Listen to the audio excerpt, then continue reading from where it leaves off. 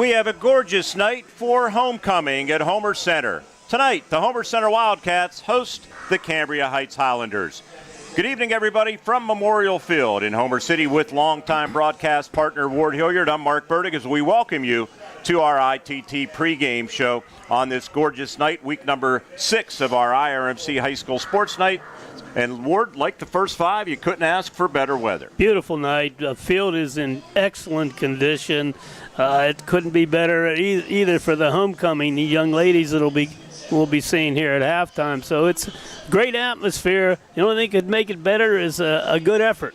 A good effort by the Homer Center team. They will be an underdog tonight against the 3-2 Cambria Heights Highlanders. Both teams come off of victories. The Wildcats a little more adventurous, you might say, over Conemaugh Township by a score of 44-30. And tonight going to be a big challenge because the Cambria Heights Highlanders bring the top-ranked defense in the conference to Memorial Field. Yeah, they're a rock'em sock'em team. They're going to be very difficult. They play hard-nosed football, like to run the ball. Going to be a real challenge, as you said, for the Wildcats, but they've been getting a little better. Tonight's going to be a big test for them. Homer Center, they earned their second win of the season, did the bulk of the damage on the ground last week, which was good news because that was one of the goals of head coach Greg Page. Landon Hill moved up the charts on the rushing list, 28 rushes for 149 yards, scoring 3 touchdowns. And junior quarterback Braden Dunn rushed for 139 yards on 19 rushes, scoring a touchdown. And it was a good night in the rushing department. Yeah, that's what you kind of count on, those two guys carrying the load, and then blend in a little bit of McCracken. He's a pretty good runner inside, too. So, but you got to be able to do just that. You've got to be able to move the ball against this team. I know Homer wants to throw the ball a little bit, and if they do what you and I seem to think they're best at, which is a little 6-yard turn-ins or turn-outs, they have a chance to keep the ball alive and keep moving it down the field, and that's going to be a critical thing for them tonight. Cambria Heights might be a difficult team to run against. What they did against Penns Manor last week in their second shutout of the year, 21-0 over the Comets. Highlanders defense held the Comets to just 91 total yards. Penns Manor rushed 35 times for only 88 yards. Cambria Heights rushed for 278 yards. They were led by Stephen Nealon and Jackson Klein. Nealon carried 17 times for 119 yards, scoring on runs of 2 and 49 yards. Klein carried 22 times for 114 yards. Quarterback Isaac Weiland only passed 5 times, completing 1, although he is a capable thrower. Yes. We saw that last year. Yeah, they're going to be tough, and I was stunned when I saw that they bottled up Penns Manor as well as they did, because Penns Manor beat Homer up pretty good too on the offensive line, but they obviously could not have any success against the Cambria Heights team, which doesn't bode well for the Wildcats. They're going to have to come up with some schemes that can give them an opportunity to again, I keep saying, they've got to be able to move the football or it's going to be a short night. We're coming to you from our S&T Bank broadcast booth. People Forward Banking, S&T Bank, coming to you on WCCS AM 1160 and 101.1 FM. Audio stream available at WCCSradio.com, and our video stream, of course, on Renda Digital TV on our YouTube channel. You can look for all of our broadcast links at WCCSradio.com.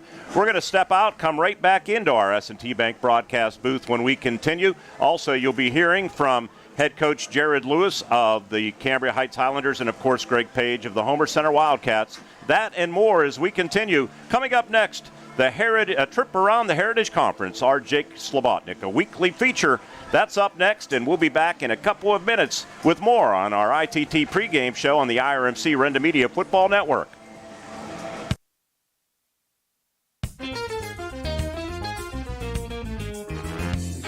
Believe it or not, we're in week 6 of the IRMC high school football season, and there's still a heated race for the Heritage Conference crown. Hi, everybody. I'm Jake Slobodnik, previewing this week's action with our trip around the Heritage Conference. We have a really good matchup for our U92 Heritage Conference game of the week, as the undefeated United Valley Lions look to keep their winning streak alive, but they have a tough task at hand as they have to face the Penns Manor Comets at Pat Corrigan Field. Hear all the action with Todd Marino on the new U92.5 FM and online at U92Radio.com. The big question coming into this week was, can the River Valley Panthers continue powering through the Heritage Conference? We'll find out tonight as they take on the Marion Center Stingers, a team that held United Valley and Portage to an 8-point differential in back-to-back games. I'll have the call with Chuck Clark on Cat Country 106.3 and CatCountry1063FM.com. At Memorial Field in Homer City, it's homecoming, and the Homer Center Wildcats go for their second straight win as they host the Cambria Heights Highlanders, a team that looks for a late-season surge heading into the District 6 playoffs. Mark Burdick and Ward Hilliard have the call on WCCS, WCCSradio.com, and Rented Digital TV, presented by the Grayston Coral Sportsman's Club. Elsewhere in the Heritage Conference, there's a good battle brewing in Cambria County as Purchase Line travels to Portage to face the Mustangs. Northern Cambria looks for a road win in Davidsville against Conemaugh Township, and West Shamokin looks to rebound as they tangle with Conemaugh Valley. That's all for now. Enjoy tonight's slate of games, and remember that if you miss any of the action, Todd Marino and Ward Hilliard have you covered on the Luther Ford Coaches Corner program Saturday morning from 8 to 10 on WDAD and WDADradio.com. Thanks for joining me. I'm Jake Slobodnik, and I'll see you next week when we take another trip around the Heritage Conference. We're the lifeblood of the community. It's so much more than just a job. So good patient care is providing top quality care, but also in a timely fashion. They don't need to go to Pittsburgh for that. They can stay right here in their backyard. So when a patient walks into your office, you receive them as your family member. A patient leaves my office feeling heard. And the focus truly is on what will get us our best patient outcome.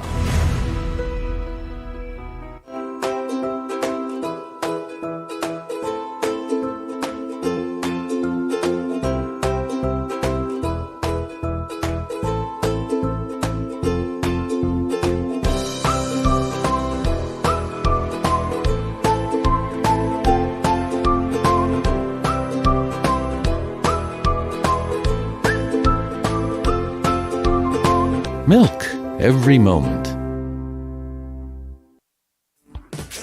Introducing the new Colonial Advantage at Colonial Auto Group. Our complimentary program with every new and used vehicle. 1 year of no-charge maintenance, meaning you can enjoy your new vehicle and let us take care of the rest. Plus, a lifetime warranty. That's a $2,500 value. The Colonial Advantage program is our way of giving you peace of mind with every Colonial vehicle purchase. Colonial Auto Group, home of the Colonial Advantage. Visit shopcolonialcars.com.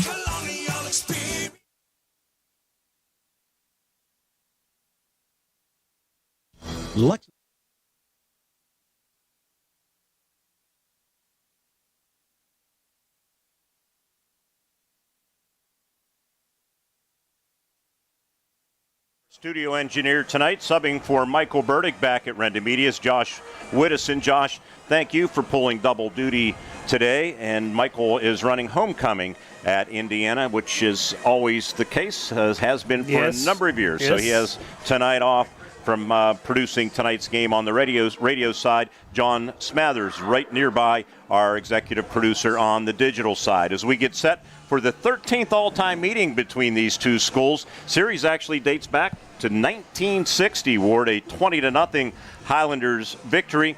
Teams played twice last year in the regular season, and then in the playoffs, and Homer Center actually played a pretty tough ball game on their third and fourth string quarterbacks at Cambria Heights, losing 21-7, ending their season at 5-6, first losing season in 11 years a year ago. Yeah, it's a good effort, and that's what we're looking for tonight. Again, you got to have that improvement, and that results in having a good team effort to stay in the ball game. The key for Homer, one of them is to stay in the game. You don't want to get blown out in that first quarter. We've watched that way too many times this year.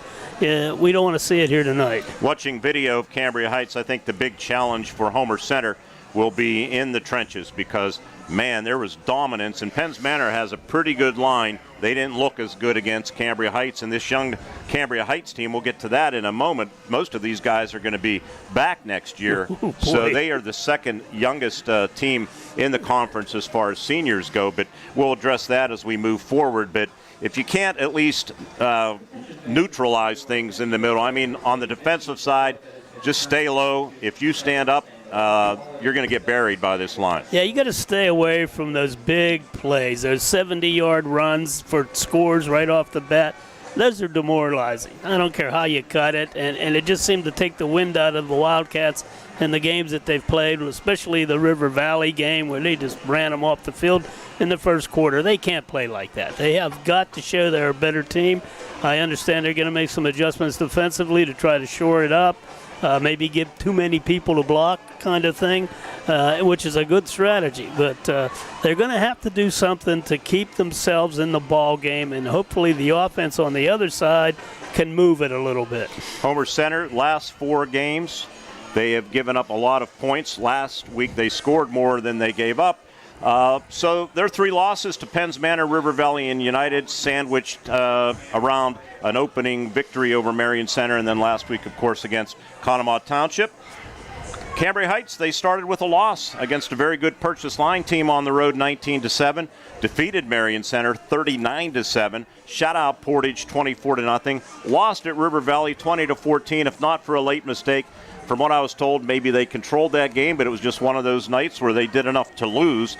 And, of course, we've talked about last week's impressive victory over Penns Manor. Young teams, yeah, Homer Center has only 5 seniors, fewest in the Heritage Conference. Cambria Heights, tonight's opponent, has just 6, tied with Portage for second fewest. Both teams, though, a strong junior class, be it Cambria Heights maybe a little more experienced. Yeah, and Homer's kind of hoping to build on that with their young squad. And again, games like this can show a lot of character and also a lot of development. And I'm sure that's what the coaching staff is trying to establish, to get their confidence level up, get them playing better, get them tackling better. And if they can do that sort of thing, they can keep themselves in the game, and that's the important thing, I think. Scrolling on the screen, of course, our video streaming presented by our friends at the Grayston Coral Sportsman's Club. Tonight's homecoming special, 1 large topping pizza, and this is the thicker crust we're talking about for tonight's special. Extra toppings, $1 each. That extra large homecoming special is just $10. You can order in advance. Public's welcome, 724-479-3985, and I understand you went down last night, had the thin crust. Yeah, we got the thin crust, and we got a chef salad, and it was great. It was. I told those guys, it's great stuff, buddy. We're glad to have you here. We forgot all about you, but not anymore. Keep the samples coming. Yeah. Ward, conference dominance, Cambria Heights, since coming into the Heritage Conference, they've won 18 of their 22 conference games. Of course, starting this year, nothing but conference games in the regular season. 16 of those 18 victories have come by 13 or more points. Yeah, they came out of a pretty competitive conference when they slid over. And so they were a little stronger than the teams that are currently in the Heritage. But the Heritage is kind of letting themselves know, or letting people know that they're competitive. And we've seen it this year especially. I think it's very balanced. Anybody can beat anybody. Can't take anything for granted there. They play tough. The Highlanders appear to be reloading pretty good and set up for a good second half. They lost 7 senior starters on both sides of the ball last year, but again, a lot of the sophomores got a lot of significant, meaningful playing time last year. And they're allowing 9.2 points per game. Starting tonight, their next 4 opponents are a combined 4 and 16. Woo. Yeah, so they're in pretty good shape right now to finish high atop the standings here, and that'll be interesting as the year progresses to see how they make out. Before we get to our coaches' interviews on WCCS and Renda Digital TV, Homer Center running back Landon Hill. I have it in the game notes. He's hunting for a new house. A new house? Yes. Oh, you're in that business now. He rushed for 149 yards last week, moved past Sean Buggy and your son Mike Hilliard into 6th place. Next up, as he stands at 2,397 yards, Mike Newhouse. Newhouse. Okay, who has I'm a little slow, folks. 2,460 yards. That's he can good move company, past isn't him, and he needs 64 yards to do that. 193 to move into 4th place past Pete Kuda. So I would think those are the next 2 targets over the next couple of weeks for Mike maybe to keep moving up the ladder. So that's something we'll be looking for, something you can be looking for on Renda Digital TV and on WCCS with your ears. Of course, our coaches' interviews are up next. Jared Lewis, he's 3-0 against Homer Center. since they joined the conference. And Coach Page, one of the few teams, maybe the only team other than Conemaugh Valley, which will come up on the schedule later this year, that he hasn't beaten in the conference. He's 0-3 against Conemaugh Township. Coach Lewis last week evened his record at 67-67. Coach Page 112-71. Those two interviews are up next as we roll on from our S&T Bank broadcast booth. People Forward Banking on the ITT pregame show on the IRMC Renda Media Football Network. Luxembourg's Jewelers, a proud supporter of all the area athletes, would like to wish the best of luck to all the Heritage Conference schools and, of course, the Indiana Little Indians this season. With 2 convenient locations, Luxembourg's Jewelers is the winning choice for gifts of any occasion. Show your school pride with gifts ranging from beautifully logoed coffee mugs, keychains, money clips, water bottles, and more. From the Indiana Mall to downtown Indiana, Hip, Jeff, and the Luxembourg's team wishes everyone an MVP season. Luxembourg's Jewelers is Indiana's jeweler. Hello, this is Jay and Shannon from Hutton Blues Insurance. We pride ourselves on building strong personal relationships with our clients. We are an independent agency offering you the best coverage at the best rate. When you buy insurance, whether it's for your home, car, business, or life, you want an advocate working in your best interests. And that's Hutton Blues Insurance, Route 119 North, just outside of Indiana. We're also honored to have been voted in the top 2 insurance companies in the 23-24 Best of Indiana County contest. Thank you, Indiana County. Homer City American Legion Post 493, a longtime backer of Homer Center Athletics, is pleased to be a part of today's broadcast and wishes the best of luck to the Homer Center Wildcats this season. Homer City American Legion Post 493 has served Homer City and our veterans for more than half a century. They are a staple of the community and believe in giving back. So have fun today, teams. Represent your communities well. From your friends at the Homer City American Legion Post 493. This is State Senator Joe Pittman, wishing all of our student athletes and their families every success. Friday Night Lights are always exciting, and I recognize how important it is for students to be involved in activities, whether it be in athletics or the performing arts. I salute not only all of our students, but also all who guide them, on and off the gridiron. And I wish all of our hometown teams the best of luck this season. Dan in a van hasn't returned your call? Chuck in a truck can't get there for 2 months? Stop dealing with fly-by-nighters and call a company that's fully capable for all your plumbing and heating needs. Joyce Plumbing, Heating, and Air Conditioning Incorporated. Joyce Plumbing, Heating, and Air Conditioning Incorporated is on call 24/7, 365 days a year. Visit us at joyceplumbing.com. That's joyceplumbing.com. Joyce Plumbing, Heating, and Air Conditioning Incorporated, the best place in town to take a leak. PA 042115. WCCS. Welcome back to Memorial Field in our ITT pregame show.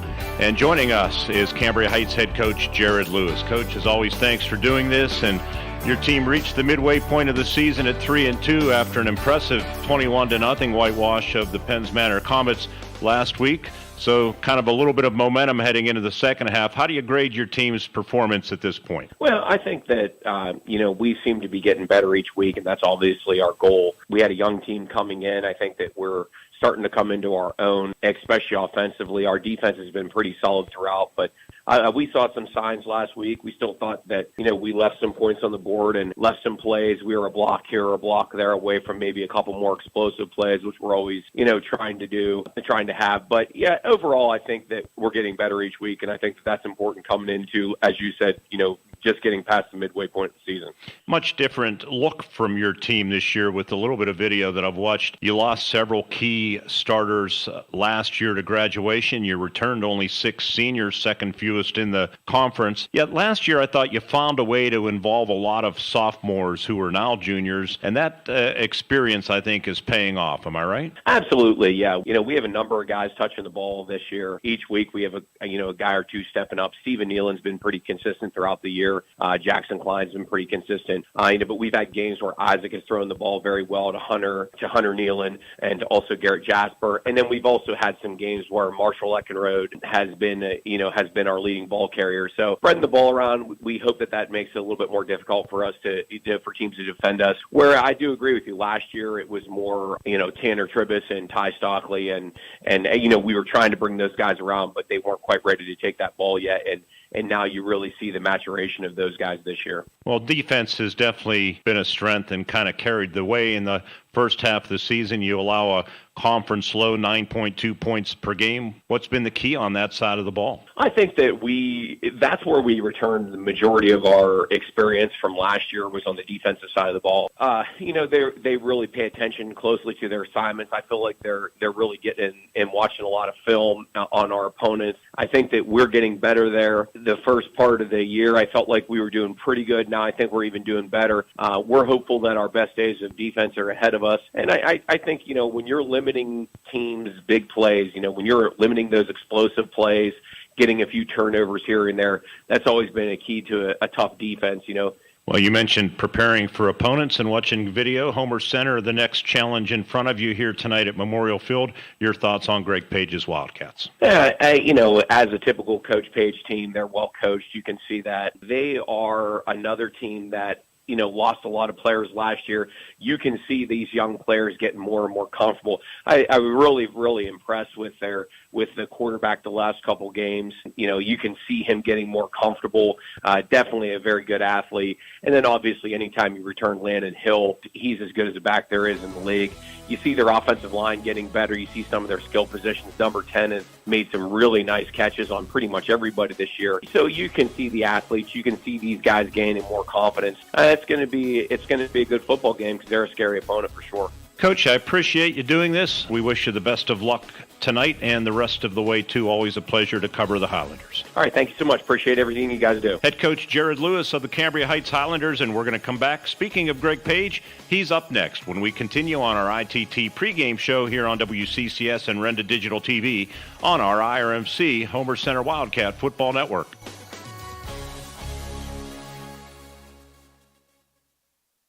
Save big during the Dowd's Custom Order Sales Event. Buy one item at Dowd's special sale price and get a second item of equal or lesser value at half off. That's right, every other item at half off. Dowd's has the latest trends in custom furnishings, plus America's finest manufacturers. And the savings are incredible. Plus, get free financing for 1 full year. Drive a little, save a lot. Dowd's of Plumville and Greensburg. Doesn't your home deserve Dowd's?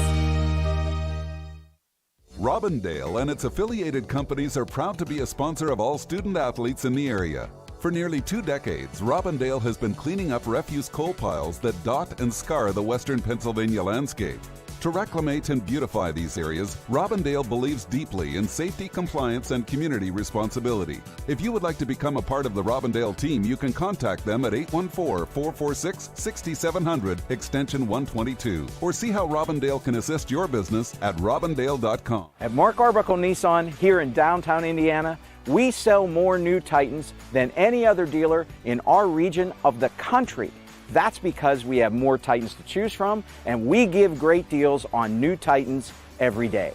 And there'll never be a better time to buy your new Titan truck than right now. And there's no better place to buy your new Titan truck than Mark Arbuckle Nissan.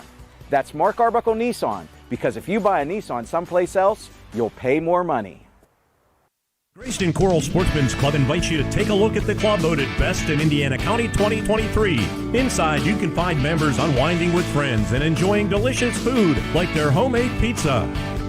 You can relax in the club by playing darts, pool, or shuffleboard.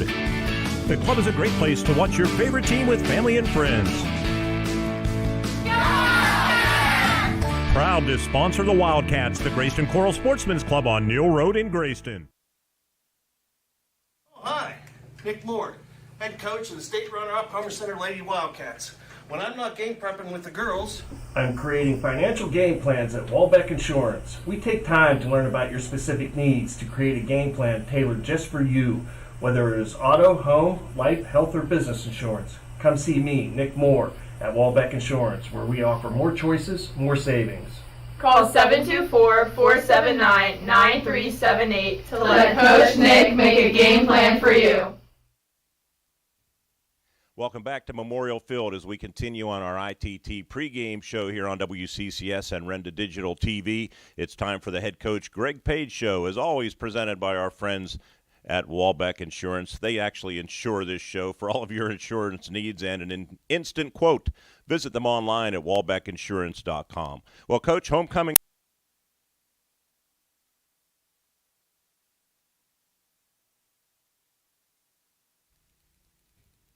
Welcome back to Memorial Field as we continue on our ITT pregame show here on WCCS and Renda Digital TV. It's time for the head coach Greg Page show, as always presented by our friends at Walbeck Insurance. They actually insure this show for all of your insurance needs and an instant quote. Visit them online at walbeckinsurance.com. Well, Coach, homecoming.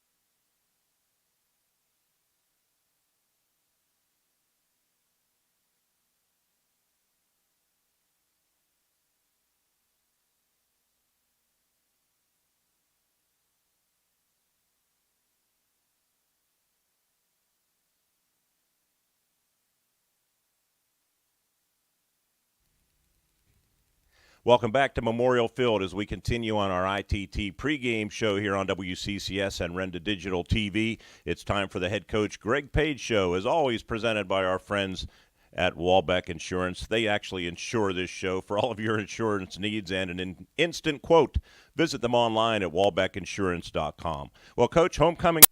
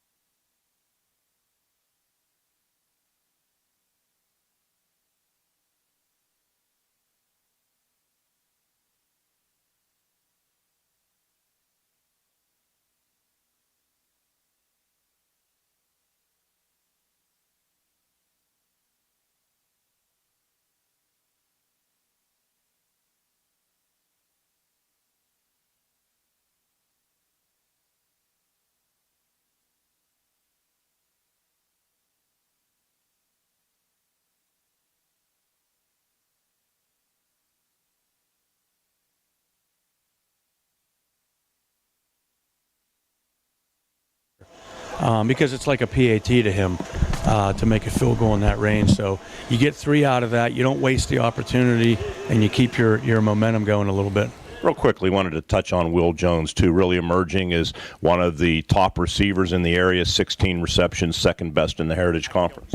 Yeah, and I mean, our offense has been spread the last several years, and he's a guy. All of our guys are doing a good job running routes, but he seems to be the guy that we can get open a little bit more, and maybe we're paying a little more attention to him. But it's been a great connection. He's got good speed too, and I think he goes and gets the ball. That was evident even the week before at United Valley, where he went on a long one and tracked it down. So we're grateful for that. We're continuing to develop the other guys. His brother Dan had a nice catch on a play in the red zone last week that really set us up, and Palmer and Arone have been great too. We got to get them some more touches as well. Cambria Heights, the opponent on homecoming, they're 3-2. Like you, a pretty young team with only 6 seniors, but maybe a team that has more experienced players, if that makes any sense. It does. They played a lot of sophomores last year with the good seniors they had, because I think their senior class is kind of light this year too, and a lot of those guys are skill guys. They were thrown into some situations, and they're good. They don't make mistakes. They're disciplined. We know what we're going to see out of them defensively, and it's going to be real solid, hard to crack unless we can really get a good push. I want to try to control the ball against these guys and make their defense, defend us for several plays in the series, like 7, 8, 9 or more, and then we have to slow their running game down. Defensively, yeah, they've been stout. 2 shutouts. They only have given up 9.2 points per game overall. Is it that upfront presence that makes them so good? They're big between the tackles. They got aggressive guys at their DNs and linebackers, and they're going to play you man in the secondary and put the pressure with the front 7 or 8. So we're trying to look at some different things, the way we run our things, our concepts, and try to tweak some things. But it comes down to this. It comes down to getting off the football. It comes down to extending plays. We did that last year, the first couple drives against them. We moved the ball down the field on them, and we're able to get 2 scores. And then things went against us, and we weren't able to sustain that. So that's going to be the key. Offensively, they don't really blow you away at looking at video, at least not me. You probably have a different opinion on it. But they seem to actually use more people. They have more players involved than maybe even last year's team. Yeah, they don't blow you away. You're right. We've talked about that all week. But it's just very consistent. They're going to come at you, to their liking. If they get 4 or 5 yards on a crack, on a play, they're going to keep going. And they spread it out. The quarterback doesn't run as much as the one the last couple years because Stockley was really effective that way.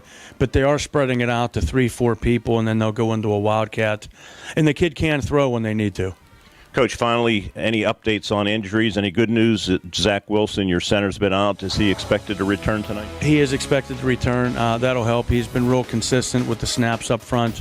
Everybody else, it's been status quo for this week. Coach, thanks for doing this, and we'll talk to you on the postgame show. Thank you guys very much. Homecoming tonight at Homer Center. The Wildcats will host the Cambria Heights Highlanders. The Coaches Report brought to you by Walbeck Insurance of Homer City, and our ITT pregame show will continue with the Luther Ford Keys to the Game when we return to the friendly confines at the corner of Lincoln and Harrison Streets in the borough of Homer City, right here on the IRMC Renda Media Football Network. Did you know Citizens Ambulance Service is there for you 24 hours a day, 7 days a week? Did you know, just like today, Citizens Ambulance is there for your local high schools, IUP, and their student athletes every week? Did you know Citizens Ambulance Service is there for you because of you? Household memberships help cover the cost of being ready 24/7 for the community. Becoming a new member is easy. Stay tuned in the coming weeks to find out how. Community support makes it work.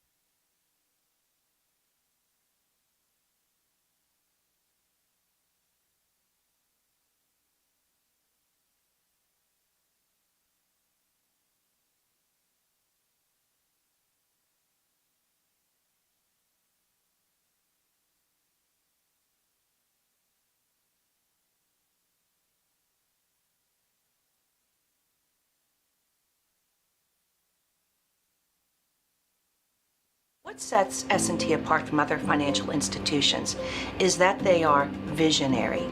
Now, we understand that it is partially about Homecoming, and they're doing a great job, aren't they? Well, they did a little magic trick. They put a girl in the box, and then they threw those knives in, and She's still there. I should have sent you down to that box, but instead we'll have you open the keys from Luther Ford to the game for both the Highlanders and the Wildcats. Keys to the game brought to you by Indiana County's Ford leader, Luther Ford, up over the hill in Homer City. Ward, what do you have keyed up? Cambria Heights is pretty simple. Run the ball, stop the run, and don't give Homer short field. I mean, that's what they need to do. That's what they do best. Physically, they're going to move the ball off on the ground. They've got a strong line defensively. They're going to make it tough on the Wildcats to move the ball. And if they don't give up short fields, that takes away some of that quick strike passing that Homer could do on a 30-yard in kind of thing. So that's something they need to do. The Wildcats, same thing. You got to run the football. You got to find a way to move the ball on the ground. I think they need to keep emphasizing those short passes. The turn-ins have been very effective. Quick outs, something safe where they keep moving the football down. And, they need to tackle. Tonight especially, they need to tackle well. Against the running team, if you don't tackle well, it's going to be a short night. Keys to the game, powered and driven by Luther Ford in Homer City. And we're going to step out, come right back with our starting lineups presented by Maine's Chiropractic. That and more as we count it down to kickoff. Homer Center won the toss, deferred, and will kick off to Cambria Heights. And we do know that. They'll go through the ceremonial coin toss just before the game. Coming back with the starting lineups when we return to Memorial Field on this gorgeous homecoming night on the IRMC Renda Media Football Network. Luther Ford, one trusted name, two great locations. Right now at Luther Ford, drive off in a new F-Series truck, Ford Ranger, Ford Maverick, or the all-electric F-150 Lightning. Check out the Ford Bronco, Bronco Sport, Eco Sport, Escape, Explorer, Expedition, Edge, and Mustang Mach-E. And always look at the exciting Ford Mustang. Luther Ford, one trusted name, two great locations, Route 119 Homer City and Admiral Perry Highway, Evansburg. LutherFord.com. So what sets S&T apart from other financial institutions is that they are visionary. Now, we understand that it is partially about the numbers, but they know it's not just about the numbers. It's about the management team, it's about the strategic and business plan, it's about how the team is going to execute on that. In short, S&T gets it. Quite honestly, we couldn't have done it without S&T.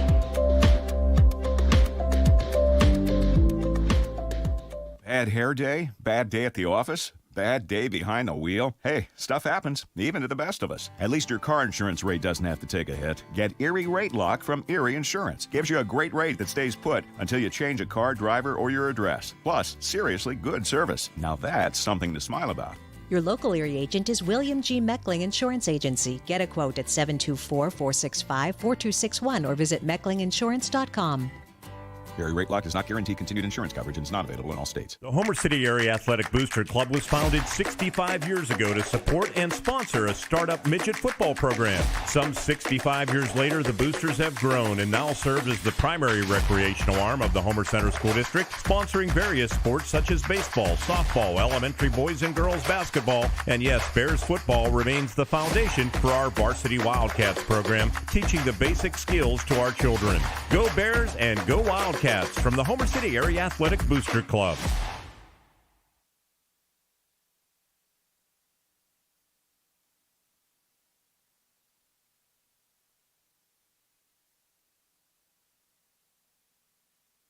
And before we get to those starting lineups, the Homer Center Band has now taken the field and will be performing our starting lineups. Coming up right after the anthem.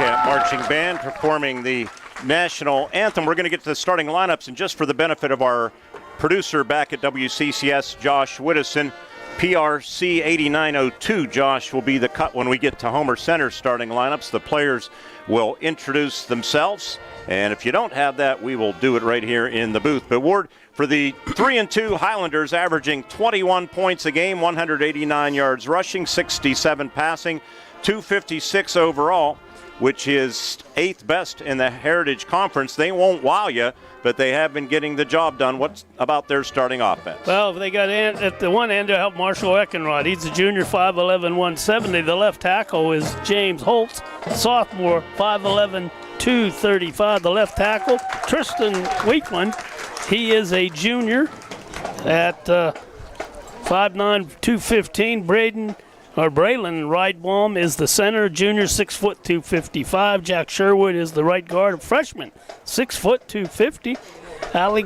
Xavier Farrell as the right tackle, junior, 6 foot 218. Garrett Jaspers, the tight end, he's a junior, also 6'2", 240. In the backfield, Isaac Weiland will be quarterback, junior, 6'3", 195. Fullback will be Jackson Klein. He's a junior, 5'10", 180. The two tailbacks, Trey Tribus, he's a good one, 5'11", 165 as a junior, and another junior, Stephen Nealon. It will be starting, he's 5'11", 165. That's for Cambria Heights. Starting lineups for the Cambria Heights Highlanders, and now the Homer Center Wildcat. The Homer City Area Athletic Booster Club was founded 65 years ago to support and sponsor a startup midget football program. The Homer City Area Athletic Booster Club was founded 65 years ago to support and sponsor a startup midget football program. Some 65 years later, the Boosters have grown and now serve as the primary recreational arm of the Homer Center School District, sponsoring various sports such as baseball, softball, elementary boys and girls basketball, and yes, Bears football remains the foundation for our Varsity Wildcats program, teaching the basic skills to our children. Go Bears and go Wildcats from the Homer City Area Athletic Booster Club.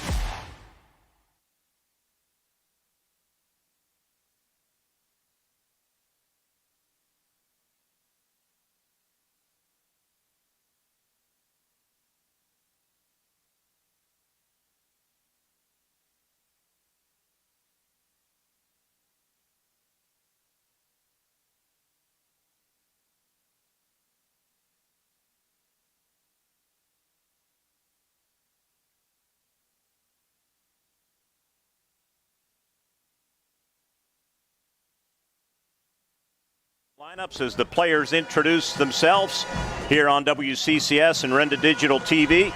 Cambria Heights Highlanders out of the locker room. Wildcats just now heading toward the home side on this homecoming night. Our opening kickoff will be presented by Grand Beginnings Children's Center. Get your children ready to shine at Grand Beginnings Children's Center. Every week, Grand Beginnings Children's Center with 2 locations in Indiana. They're helping us to help the kids through Renda Media's 45th annual Teddy Bear Fund Drive, which raises money to fund child health care at IRMC and Children's Hospital in Pittsburgh. Every Friday night, Renda Media airs 4 football games, and for every point scored during our 4 broadcasts, Grand Beginnings Children's Center donates $1 for every point to the Teddy Bear Fund Drive. Through the first 5 weeks of the season, that total has reached $913. Renda Media says thank you, Grand Beginnings Children's Center, for helping us to help the kids as part of our 45th annual Teddy Bear Fund Drive. I want to remind everybody that the Grayston Coral Sportsman's Club Homecoming Special, 1 large topping pizza for only $10, additional toppings $1 each. The public welcome. Pizza is served until 11 p.m. and pizza nights are Thursdays and Fridays. Call 724-479-3985 to order in advance. That's 724-479-3985. And word the quad captains for Homer Center, Landon Hill, Caden Bernard, Jackson Arone, and Caleb Palmer. And for the Highlanders, you have Stephen Nealon, 58, Alexander Farrell. Isaac Whelan, Alexander Farrell, and there's one missing. But we know Homer Center won the toss and deferred, and with the struggling defense, I'm not so sure I agree with that, but what does my opinion matter, right? I know you got to take a chance. It's a gut feeling, I'm sure, by the coaching staff. I would like to see them really jam it up, though, Mark. IRMC at Chestnut Ridge, always good to be ranked number one. The gold standard of care at IRMC at Chestnut Ridge has once again not gone unnoticed. IRMC at Chestnut Ridge voted Best Urgent Care and Walk-In Clinic in the Best of Indiana contest. And it's no wonder at Urgent Care. They'll fast-track you and get you in and out, open 7 days a week, 8 a.m. to 8 p.m., part of the IRMC family. Better health, better life. That's our IRMC ITT pregame show. Stay with us for the start of tonight's game on the other side of the break, right here on the IRMC Renda Media Football Network.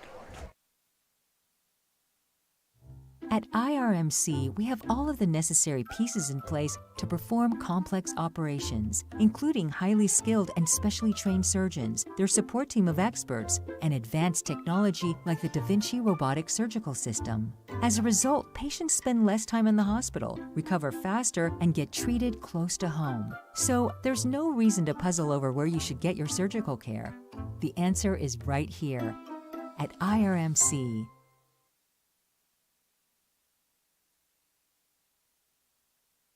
Save big during the Dowd's Custom Order Sales Event. Buy one item at Dowd's special sale price and get a second item of equal or lesser value at half off. That's right, every other item at half off. Dowd's has the latest trends in custom furnishings. Plus, at Grand Beginnings Children's Center in Homer City, the Wildcats decked out in their home uniforms, black pants, black jerseys, black helmets, white numerals, and Cambria Heights, red pants, white jerseys.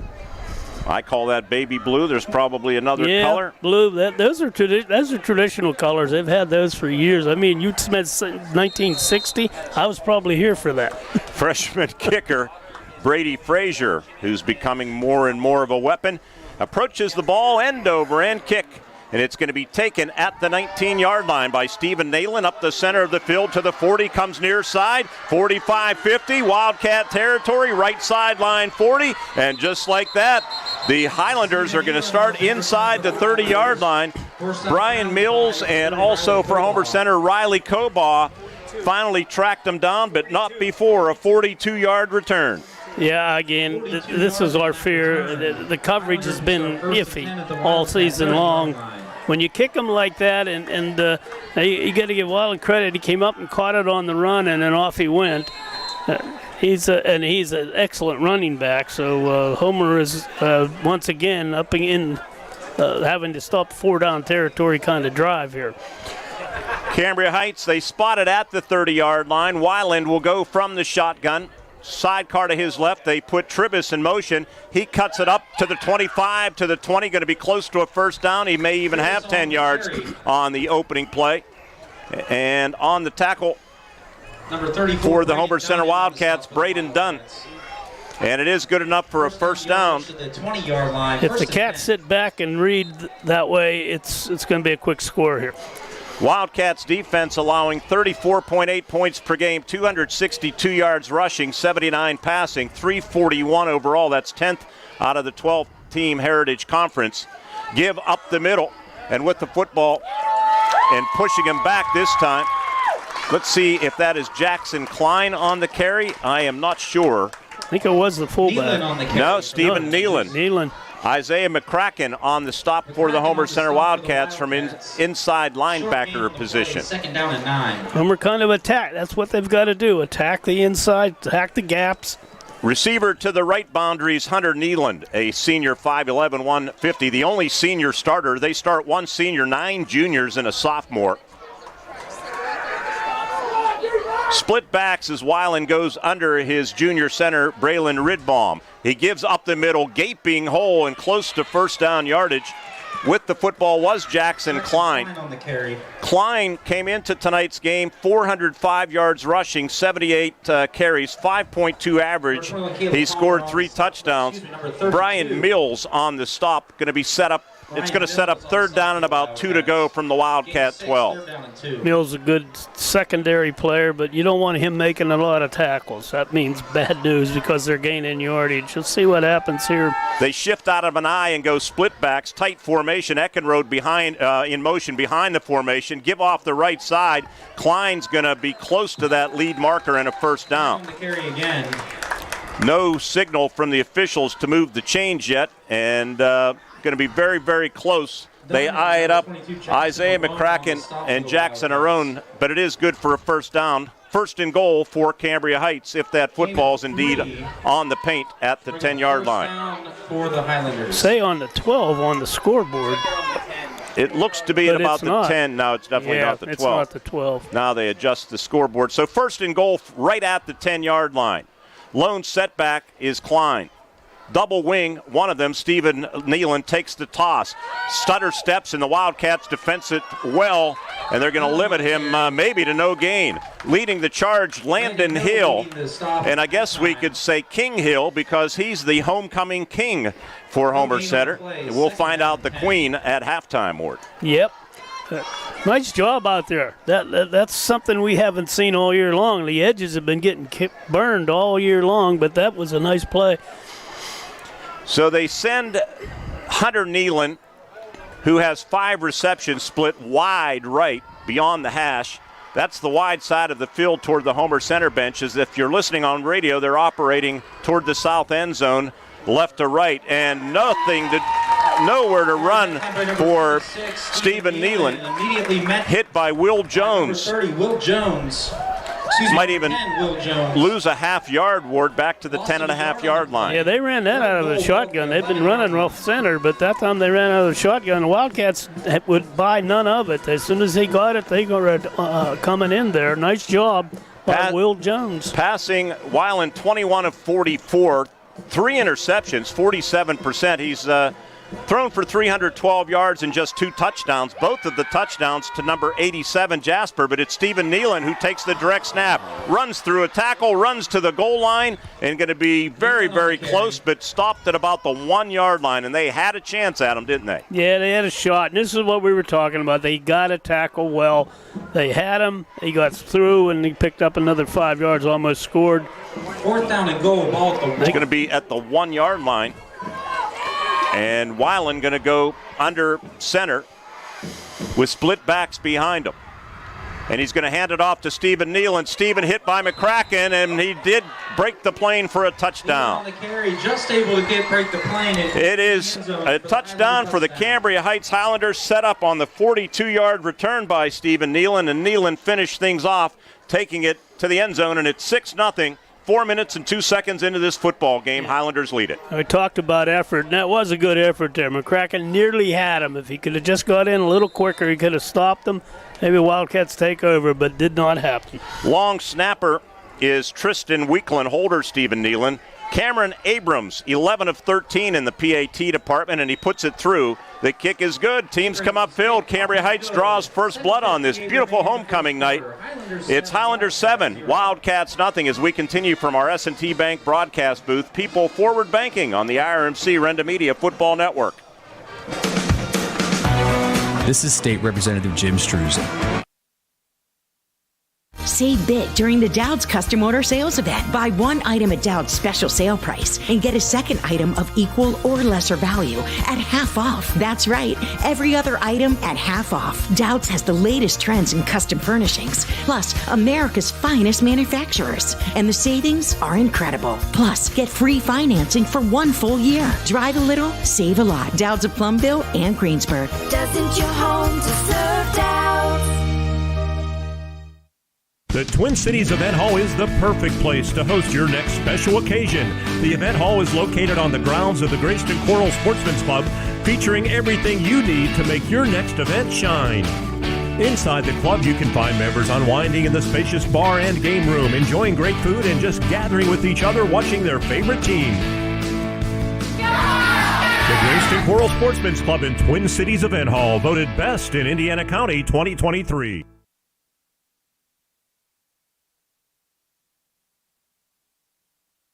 Cambria Heights, Garrett Jasper, 6'2", 240-pound junior. They are heavy up on juniors, and end-over-end kick going to be taken by Riley Cobot, the 17 to the 20, 25, 30, makes a move, 35, 40, breaks a tackle, and he's finally going to be brought down as he gets to the 48-yard line. Great run by Cobot, caught it on the run. Cut up, saw the hole open on the left and cut through it. Nice job, and then he dragged a few guys. On the kick coverage team, Bryce Lewis. 31-yard Riley Cobaugh kickoff return. Rob Booster, Jim McLaughlin. Cats have got to move the ball now. They've got to move it. Show that they can be competitive. Against a defense that's allowing only 9.2 points per game. Let's see what they do. The ball on the left hash, they operate right to left, and Braden Dunn's going to keep it into Cambria Heights territory to the 45 to about the 42.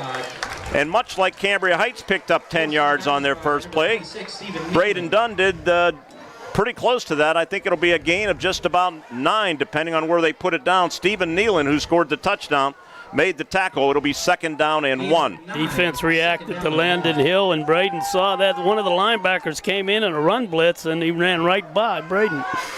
2nd and 1, and it's going to be Landon Hill taking the direct snap, and Landon fights for first down yardage, and he should have it. He only needed a yard, and I'm pretty sure he got it. Coach Page says he got it. It's good enough for me if he says it. On the tackle, Tristan Weekland for the Highlanders. The referee coming over to eye things up. Clock is still running for some reason, and they finally stop it. First down. 1st and 10. Good start. Good start. Just keep moving. Short yardage each time. Just keep moving the ball forward. Ball at the Highlanders 41. Twin receivers both ways, and Dunn going to keep it himself. He has a yard. Braden last week rushed 19 times for 139 yards, a touchdown to his credit against Conemaugh Township. He threw only 6 passes, completed 3 against Conemaugh Township. Dylan Warner made the tackle, the nose tackle in the Highlanders defense. Wildcats go quickly, 2nd down and 9. Trips, if you're watching on the bottom of your screen, single receiver Jackson Arone up top. From the gun, Zach Wilson, starting center, is back. Little bubble screen out to Will Jones. Will gets what he can. Good effective play. Going to pick up about 5 yards or so, maybe 6, to the Highlander 34-yard line. Stephen Nealon, who's been active on both sides of the ball, forced him out of bounds, but that's a win on 2nd down for the Cats. Yeah, nice play. Again, those are what we're talking about. Short passes, 5-6 yards at a time. You keep moving the ball forward. 3rd down and 4. What you don't want are penalties. Tight end right, Caleb Palmer, and Dunn going to throw out in the flat to Jones again, and this time, well, there should be an incompletion. They do rule it incomplete, as Will was in a lot of trouble no matter what, and it was probably a good drop because it was going to lose yardage. I think he was a safety in that play. There was nothing open downfield. I know they ran that one play earlier. If they ran a play action off it, they had a Jackson Arone open downfield, but that's something that they got to communicate. 4th down and 3 from the Highlander 34. I mentioned the Highlanders defense, Heritage Conference low, 9.2 points per game they're allowing, 155 rushing, 61 passing, 216 overall in yardage. That is 3rd best in the conference. Their defense, they employ 1 senior, 8 juniors, a sophomore, and a freshman in their starting unit. Wildcats, big play here, 4th down and 3. And Braden Dunn takes the direct snap. Pressure coming, going to throw deep for Hill. Landon doesn't see the ball. It's deflected and intercepted by Eckenrode, who stepped out of bounds, I think. But he comes up the sideline and is forced out of bounds at about the 22 or 23-yard line. I don't know if we'll have a replay of that, because I thought for sure he stepped out of bounds. No replay, John says. So it'll be Highlanders take over. 1st and 10 Highlanders. See the Wildcat coaching staff reacting very much, so typically they will. Apparently he stayed in bounds, so what's going on? Okay. Heights ball. Football at their own 28-yard line. It was a good effort, but they got to finish those drives, Mark. They just can't get down to about the 30 and then stall. They being Homer Center. Toss left, and with the football, and breaking into the loose 40, 45, 50, down the left sideline, running is Trey Tribus. He runs through another tackle at the 25-20, fumbles the ball in the end zone. Was he in or not? And the Wildcats jump on it. There's no official even close to being near that goal line. There's no way they'd be able to say if he was in or not. I don't believe so. The official now walking in from the Wildcat sideline right along the goal line. Homer Center's Will Jones has the football, and Cambria Heights saying he was in before he fumbled, and let's see if it's a 72-yard touchdown run or not. It is. Touchdown, Cambria Heights. That's poorly done. 6:04 remaining in the football game. The Wildcat, or in the first quarter, I should say, the Wildcats give up another big play, Ward, 72 yards, and it's 13-0. The very thing we talked about is that they can't allow those. They're backbreakers, and they had a shot. Whether that was fumbled or not, the fact that he got that far untouched is disappointing. Abrams on to attempt the extra point, and I think it's blocked by McCracken. It's no good. Either that or he shanked it, but Isaiah was right there. But teams come upfield, 6:04 remaining in the first quarter. It's Cambria Heights jumping out early. They take advantage of a good kickoff, and now an interception. One play later, they score. It's 13-0. Cambria Heights with 6:04 left in the first on an IRMC Renda Media High School Sports Night. Coming right back.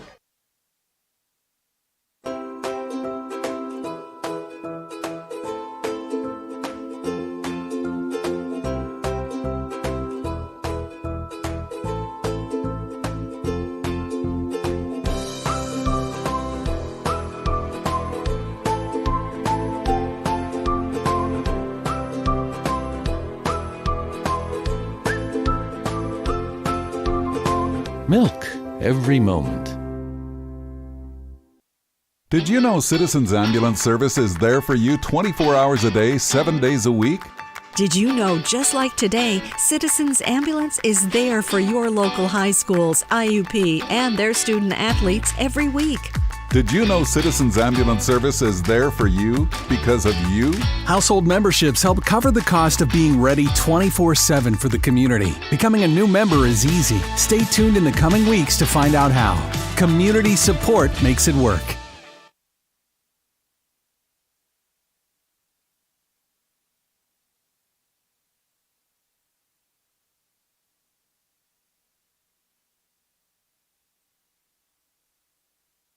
Taken by Braden Dunn at the 20 to the 25-30. Going to be knifed down at the 35-yard line. Number 30, Jackson Klein. So the Wildcats with exactly 6 minutes left will take over. Jackson Klein on the kick coverage team. For Trey Tribus, his second touchdown. Ward, he only had 60 yards rushing coming into the game, and he doubled that and then some on a 72-yard run. We know that name Tribus, so there have been some good backs out there. And it was just a nice run. But the problem is it was a simple play and blocked pretty well and not defended not very well. So Homer's down now. And this is what we were concerned about. 6 minutes the first quarter, they're down. Homer is down 13 points. First down and 10 to go. Cambria Heights, they've been doing a good job against Heritage Conference opponents as far as beating teams handily since coming into the conference for the most part. Braden Dunn going to keep it, and he's hit and dropped right at the line of scrimmage. Nowhere to run, and he'll go down. Wildcats offense averaging 24.4 points per game, 168 on the ground, 112 through the air, 280, 7th in the conference, so they have moved the ball at times. Tristan Weekland made that tackle. Defensive end, 215-pound junior. Trying to use Landon Hill as a decoy and just isn't working. And Dunn wants to pass and almost picked. If it was thrown with more mustard, it would have been picked by Luke Mulroney. Cambria Heights, they have 4 interceptions this season. All of them by number 11, Marshall Eckenrode. Well, that was a roll to the left, and as you see, the accuracy suffers when you're a right-handed quarterback, and now Wildcats need a big play, 10-yard play here. Of course, the wide side of the field also to the left. Yes. They have twin receivers near side, Will Jones and Caleb Palmer. The tight end is split out to the left boundary. And they're going to throw a little turnaround, and it's almost intercepted. Should have been intercepted by Stephen Nealon. And that time I think Braden Dunn just misfired. Yeah. And here comes the Wildcat punt team. Ward, if you're a Homer Center fan watching or listening tonight, this start less than ideal. Less than a minute off the clock. There's still 5 minutes to go, and as I said, they're down 2 scores. They have got to come up with something to stop Cambria Heights, and then they, in turn, have to try to get downfield and get into the end zone here. We should have immediate timeout after this kick, which a lot of pressure up the middle. He was lucky to get it away. It hits at the 39 and comes near side. Going to roll out of bounds. Nope, actually going to be touched down by Homer Center's Sean Voluchik. So, 5:05 to play here in the first quarter. There's immediate timeout. 31-yard punt. 13-0 Cambria Heights over the Homer Center Wildcats. From our S&T Bank broadcast booth, relationship banking, one customer at a time, S&T Bank. Coming back to Memorial Field after this on the IRMC Renda Media Football Network.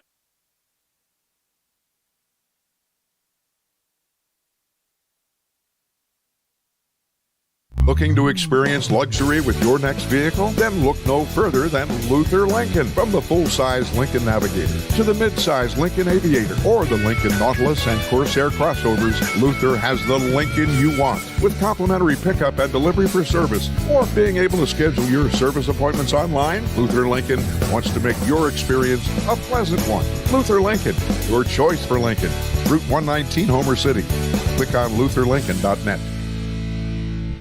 Hello, this is Jay and Shannon from Hutton Blues Insurance. We pride ourselves on building strong personal relationships with our clients. We are an independent agency offering you the best coverage at the best rate. When you buy insurance, whether it's for your home, car, business, or life, you want an advocate working in your best interests. And that's Hutton Blues Insurance, Route 119 North, just outside of Indiana. We're also honored to have been voted in the top 2 insurance companies in the 23-24 Best of Indiana County contest. Thank you, Indiana County.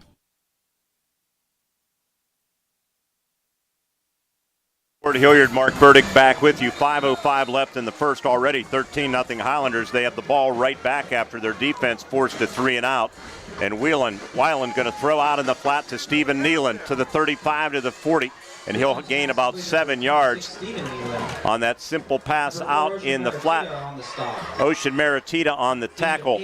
Cambria Heights, the 13 points that they've scored tonight. We've added $13 to Grand Beginnings donation to the Teddy Bear Fund Drive. Grand Beginnings Children's Center with 2 locations in Indiana had donated $913 through the first 5 weeks of the season, and we're adding more across our 4 broadcasts tonight.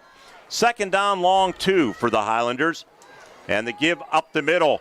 And the fullback, Jackson Klein, fumbled the football at the 45. The ball rolls, and I think he got it back. Actually, coming up with it is Hunter Nealon.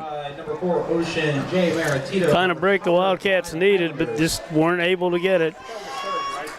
Looking at the replay here, it popped out at midfield, and then the ball basically followed him as he was running without it, and he and Nealon. Yes. Replays courtesy of our digital manager, John Smathers, working producing the game right behind us. And, boy, there's a bobble from Wayland, who's going to throw deep, way too far for the intended receiver, Jasper. Will Jones running stride for stride with the big 6'2", 240-pound tight end. And we also have a flag down right near that big HC logo.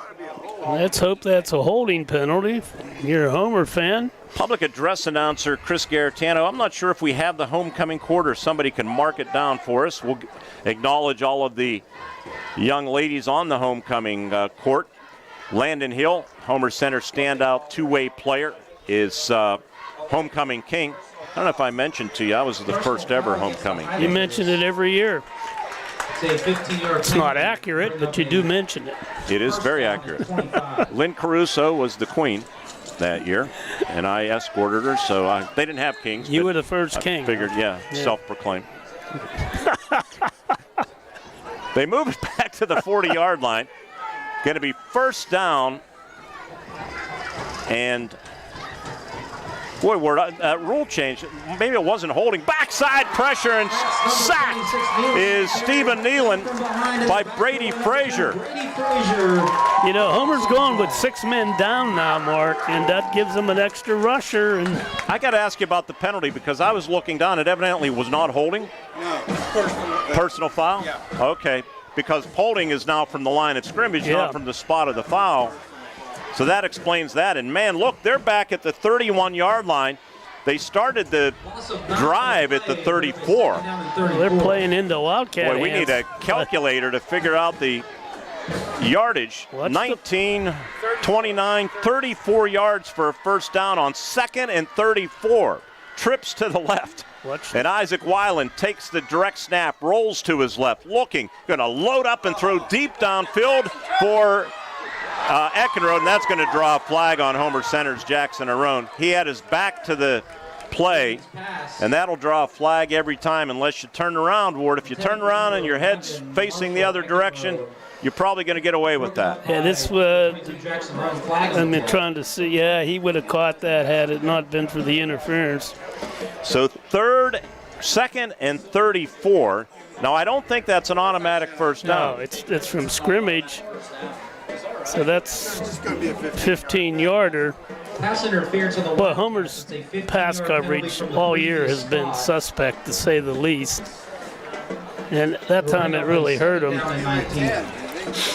Yeah, he stopped. Yeah, we got a couple more on it. I'm not sure he did 15 or not. Last week, Homer Center gave up 246 yards passing, 16 of 31, John Updike was. So after the mark-off, 2nd down and 19, and it's Stephen Nealon running through a tackle, midfield to the 45, tackled at about the 41-yard line. Jackson Arone on the stop, but now the Highlanders 3rd down and a certainly manageable 5. That's a 13-yard gain. Yeah, they've knocked a chunk of yardage off in the last 2 plays. Wildcat D, once again, has got to make a stop. It was looking promising there for a while, wasn't it? Yeah. They had a 2nd and 34, and now there's a flag, and it's illegal procedure on the Highlanders. Homer's done a lot of jumping around trying to get them to move, and that time they were successful. That'll help. IUP tomorrow, big game up at Slippery Rock. 5:30 airtime with the legend Jack Benedict, Pat Doherty, and Jake Slobotnik on U92.5. Kickoff at 6 o'clock. That's going to be a great game. They always are. 3rd down and 11, 2:12, clock stop, 13-0 Highlanders. Weiland to pass, throws, has a man open, Nealon, who spins off of a tackle at the 40, 35, forced out of bounds, going to be close to a first down, and the Wildcats' tackling has not been good here in the early going. They could have cut that to maybe a 5-yard pickup. Stepped right out of it. Nealon did. 1st and 10 ball. Oh, my goodness. 31-yard line. So they overcame a 2nd and 34. This just isn't what we're used to. And, you know, it's a young team. I have to give them that. Some of these plays, though, are just inexcusable, or lack of plays. Clock stop, 2:05 remaining here in the first quarter. Highlanders looking for more. They have split backs behind quarterback Weiland, who goes under center. They give it to the fullback Klein. Klein has about 5 yards, maybe 6. Number 35. Isaiah McCracken on the tackle. And Brady Frazier. Gain of 6. Ward, very quickly, I want to extend congratulations to Indiana broadcasting legend Ray Goss. I was at the William Penn Hotel last night for the gold medal dinner for the Pennsylvania Association of Broadcasters. Did an interview with Ray and Bill Hillgrove, who was inducted on the TV side. Congratulations to Ray Goss and Bill Hillgrove. I will tell you a note after this play about those two that it will mildly surprise you. The give, and running through some more tackles for Cambria Heights, Trey Tribus. Tribus going to be down to about the 15-yard line. Jackson Arone on the tackle. Jackson Ronan. Ray Goss Wildcats. and Bill Hillgrove, when it comes to NCAA basketball, they are the number 1 and 2 longest tenured announcers in the country. In the country. I always wanted to do a game. I did one game with Ray Goss, and I told him, I said, this is the greatest feeling I've had in doing this broadcast. 1st and 10 from the 15. They faked the reverse, and Stephen Nealon going to be tackled for a loss. Breaking through, Jackson Taylor hit him initially. Under a minute. Taylor, the initial contact. Well, when Homer sends people, they seem to have some successes slowing these little counters away or down, and certainly they would stop those pitches if they could keep sending people, but they want to sit back and they get blocked. Last night at that gold medal dinner, Ray's entire family, all 7 children. Of course, he lost his wife, Dee, about 12 years ago. But all 7 children, 4 of them flew up from Florida. Wow. And that was the original, many of them, the original band at WCCS. Had a photo taken with many former employees that I started my career with. Brady Frazier drags down the ball carrier. And I think that was Hunter Nealon on the carry. Good play by Brady. Again, floating out with him, not committing, not letting them outside, and made the play. Only a couple yards. That's how you defend those sweeps. And they're getting a little better at it now. I hope they can continue that.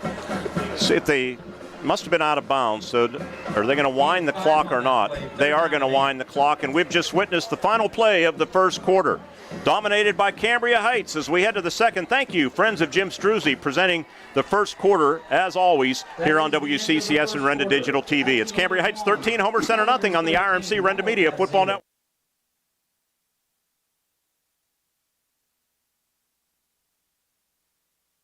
Looking to experience luxury with your next vehicle? Then look no further than Luther Lincoln. From the full-size Lincoln Navigator to the mid-size Lincoln Aviator or the Lincoln Nautilus and Corsair crossovers, Luther has the Lincoln you want. With complimentary pickup and delivery for service or being able to schedule your service appointments online, Luther Lincoln wants to make your experience a pleasant one. Luther Lincoln, your choice for Lincoln. Route 119, Homer City. Click on lutherlincoln.net. Hello, this is Jay And Shannon. from Hutton Blues Insurance. We pride ourselves on building strong personal relationships with our clients. We are an independent agency offering you the best coverage at the best rate. When you buy insurance, whether it's for your home, car, business, or life, you want an advocate working in your best interests. And that's Hutton Blues Insurance, Route 119 North, just outside of Indiana. We're also honored to have been voted in the top 2 insurance companies in the 23-24 Best of Indiana County contest. Thank you, Indiana County. Side, Jerry waved everybody out there in radio land. Our spotters, Dennis Mester, digital producer John Smathers, radio producer Josh Widdowson. Thank you, Josh. First half stats brought to you by First Commonwealth Bank. Time to be first downs, 7-1 Heights. Third down conversions, 2 of 3 for the Highlanders, 0 for 2 for Homer Center. Looking for the yardage. We don't have the most important stats. It's been a lot to a little, is what it was. Yeah, that's one way of putting it. Third down and about 7. Weiland, pressure up the middle, dumps it off out in the flat, and he let his intended receiver, Stephen Nealon, too far. And it will be 4th down. A little better coverage by the Wild, forcing him to throw it to the hot man and over-tossed it. So now, again, this is something that they're not.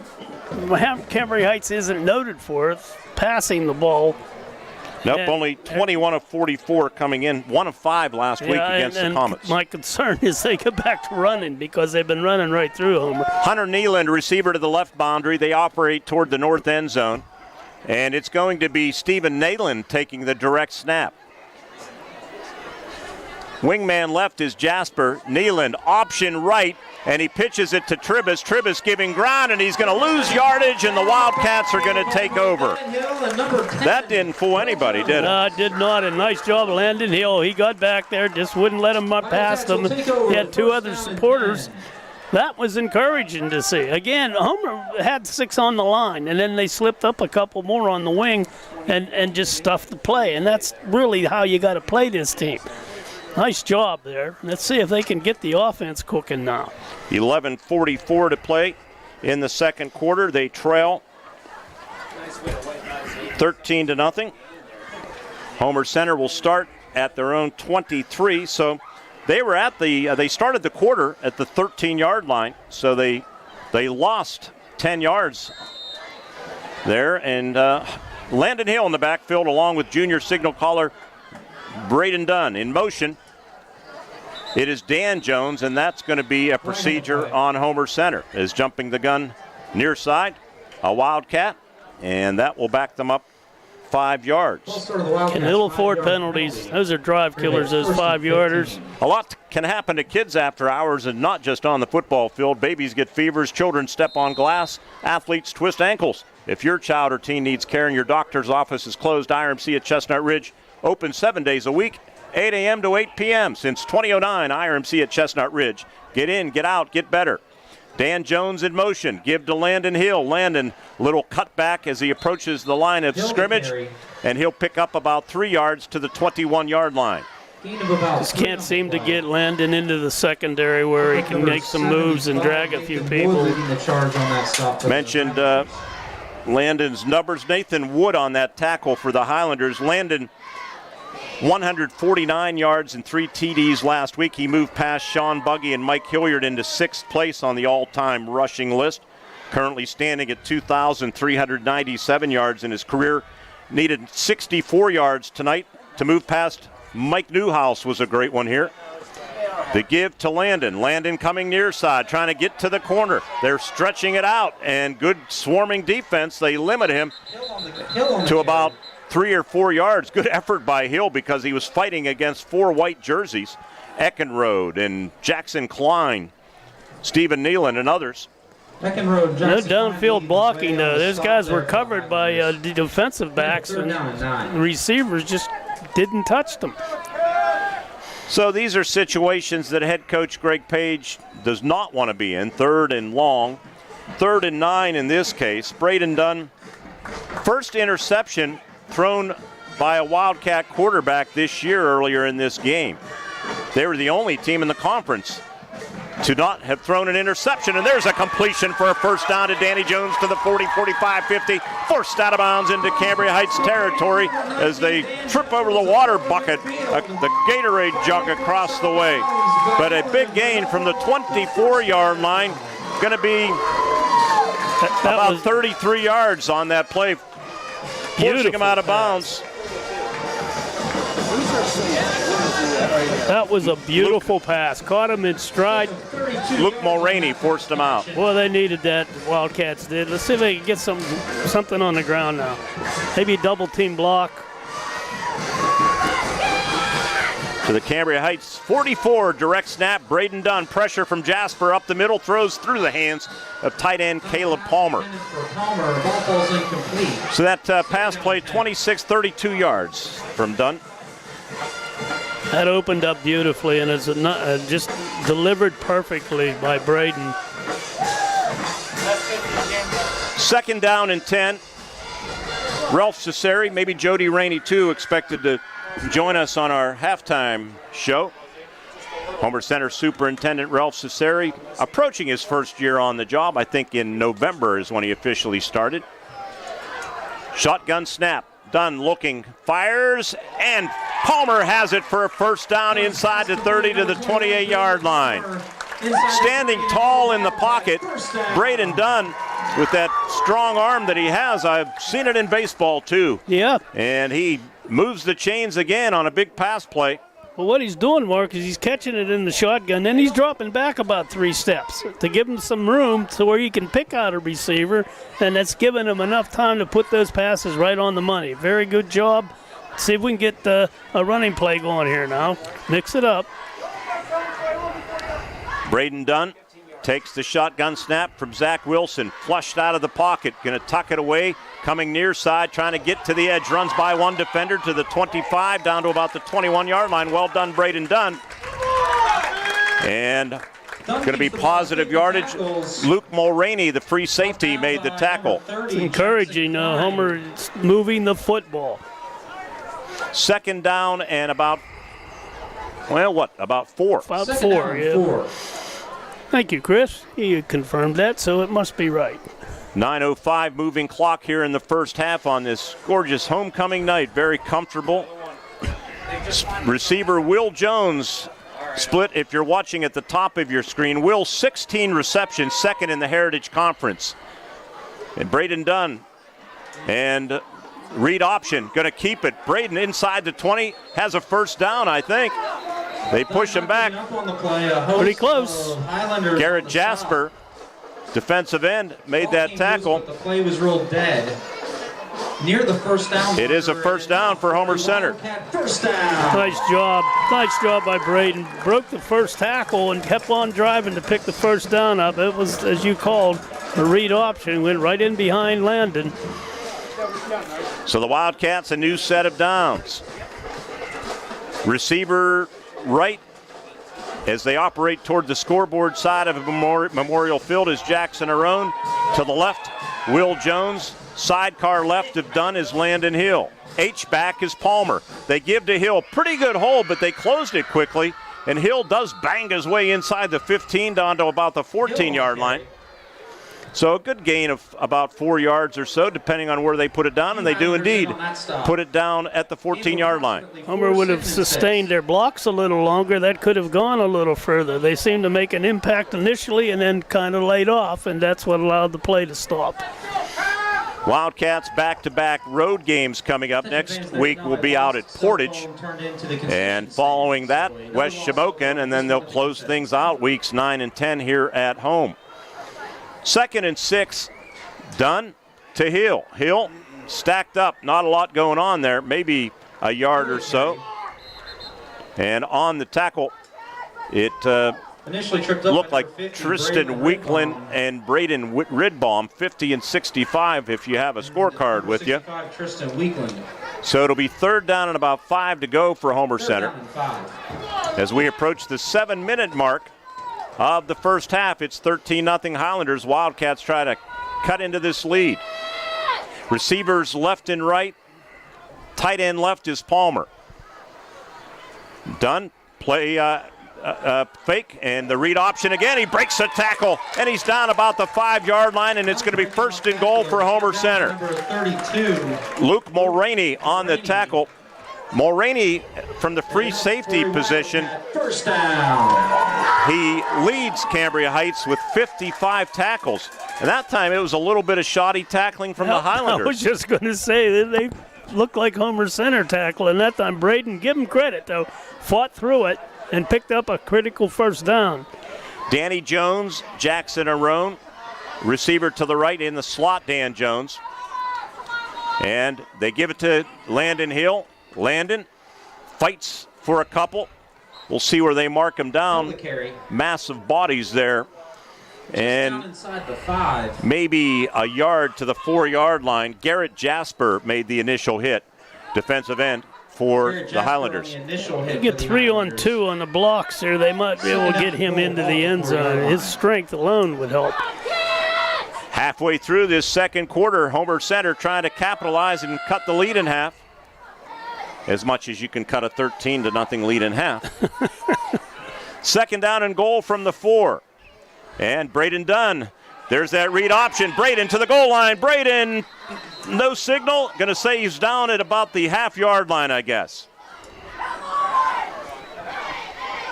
Well, let's it's see a good if we effort.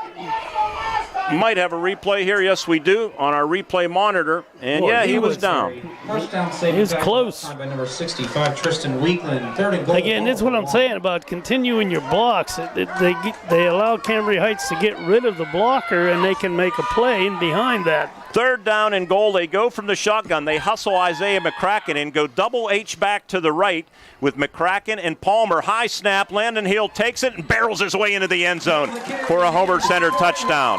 With 5:03 left in the first half, it's Homer Center, Cambria Heights 13, and the Homer Center Wildcats 6. Landon Hill, his 7th rushing touchdown of the season. And a good-looking drive for the Homer Center Wildcats as they take it 77 yards. Just what the doctor ordered, was it not? That's what they needed to do. Burn the clock a little bit, move the ball, and score. And they did all three of those wonderful. Brady Frazier to attempt the extra point out of the hold of Braden Dunn, and the kick is up, and the kick is good for the freshman. Teams come upfield, 5:03 left in the first half. It's now Cambria Heights 13 and the Homer Center Wildcats 7 right here on the IRMC Renda Media Football Network.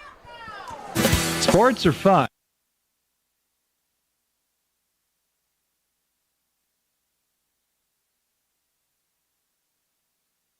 Grayston Coral Sportsman's Club invites you to take a look at the club voted best in Indiana County 2023.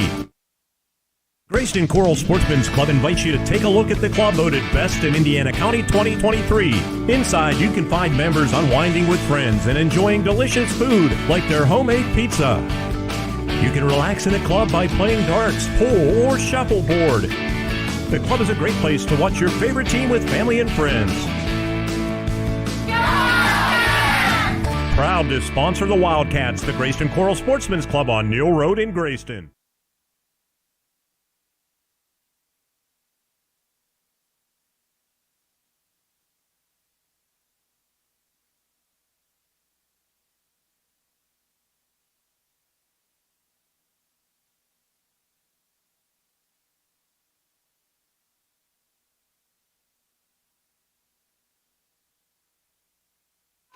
And who has that football as we come back to live action here on WCCS and Renda Digital TV. And I was marking the drive summary downward. I don't know. Dennis was watching because I didn't catch the number either. It was picked up by one of the short men. Josh Valuchik on the tackle. He kicked the ball short, which was good, but it just took a good bounce for Cambria Heights. Bounced right up into the guy. He was able to get it and move it down. 44-yard line will be the line of scrimmage. The Luther Ford drive summary, 13 plays, 77 yards, 6:41 off the clock. 1 of 2 on third downs, 10 rushes, 3 passes. They were 2 for 3 through the air for 48 yards on that drive. Good solid drive. They need to have a good solid defensive effort now. Yeah, you hate to give it right back, right, if you're a Homer Center fan. Right. And Weiland gives, and they might give it right back on one play, is into Wildcat territory.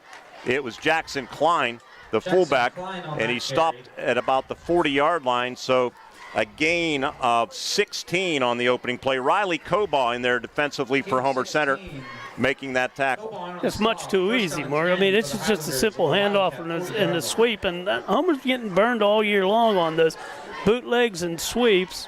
They just have to attack more. As you said, when they've brought pressure, they've had more success. They only got 5 up front this time. 1st and 10. Weiland, and he fakes it to the fullback and gives it to Eckenrode.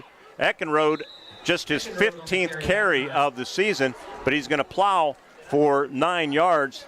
Fans, every time the Wildcats enter the red zone, and they just did, and they scored, it's brought to you by Citizens Ambulance.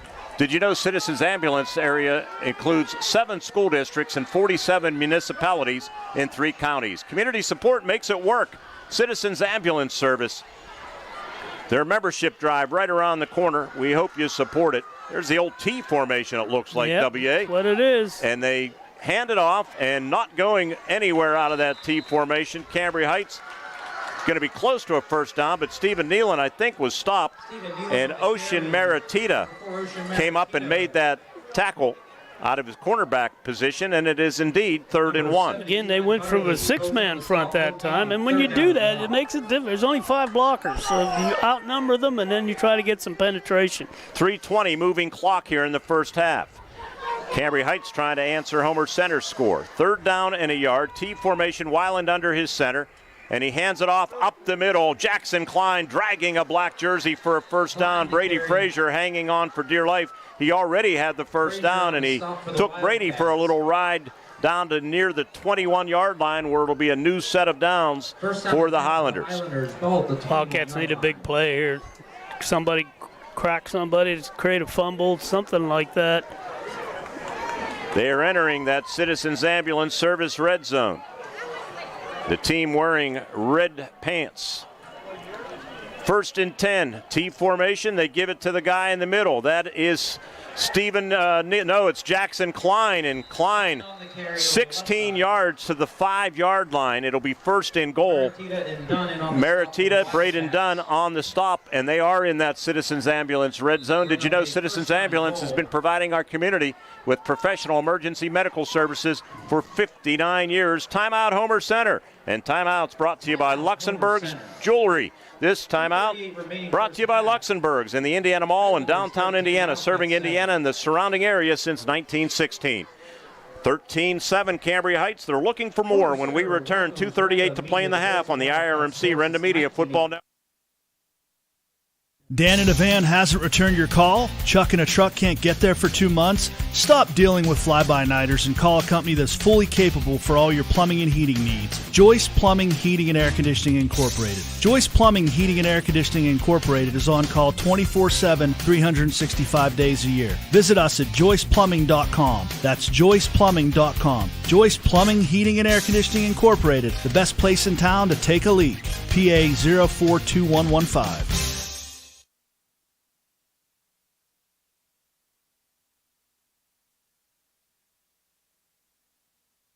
This timeout, they started with a short field again, Ward, at the 44-yard line. Purchase line 13, excuse me. Portage 13, purchase line nothing. Portage early on beating Purchase Line 13-0. Wildcats will be at Portage. What a year this has been next week. This conference. Well, Wildcats need a big stop. Running against a T formation, for crying out loud. Outnumber the blockers. Tight end right is Jasper. Same formation. Weiland under his center. And Weiland hands it off up the middle and into the end zone easily for a touchdown.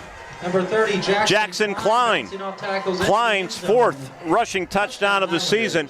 And that has to be demoralizing for Homer Center. They score, and then the defense gives it right back. And with 2:34 left in the half, it's now Highlanders 19, Homer Center 7. These plays couldn't get any more basic. We played T formation back in '58. You invented it. Yeah. And it's pretty standard stuff. But the only way you can beat it defensively is to outnumber them. Homer stopped them there, but no penetration. And you got to get somebody into that backfield to hit the guy and bring him down. They're coming right back at it on the two-point conversion attempt, and Weiland hands it off to Nealon. Stephen Nealon around one would-be tackler, and he just waltzes into the end zone near that right pylon on the far side of the field, and the two-point conversion is good. Cambria Heights drives 56 yards. They now lead it 21-7 as we continue right here on the IRMC Renda Media Football Network. Luther Ford, one trusted name, two great locations. In all my years of sports broadcasting, I've never seen a starting line like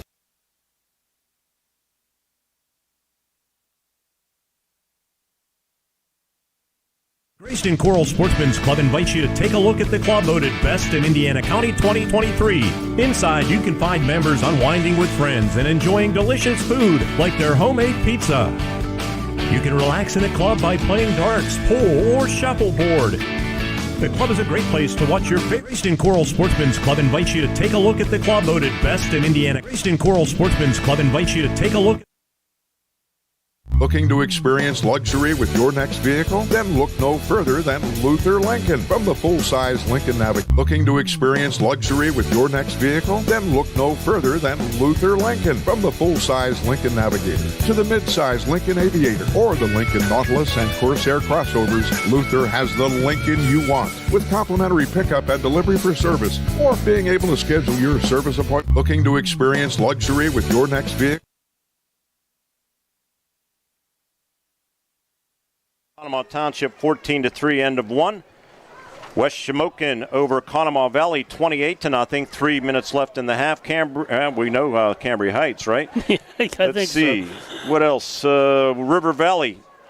That might be. It was 21-0. I think it's now 28-0. 27-0. Also, we understand that Carter Smith injured his ankle. He is out for Penns Manor United, leading 7-0 with 2 minutes left in the half. Kicking off, Jasper for the Highlanders. Short end-over-end kick. Hits at the 30.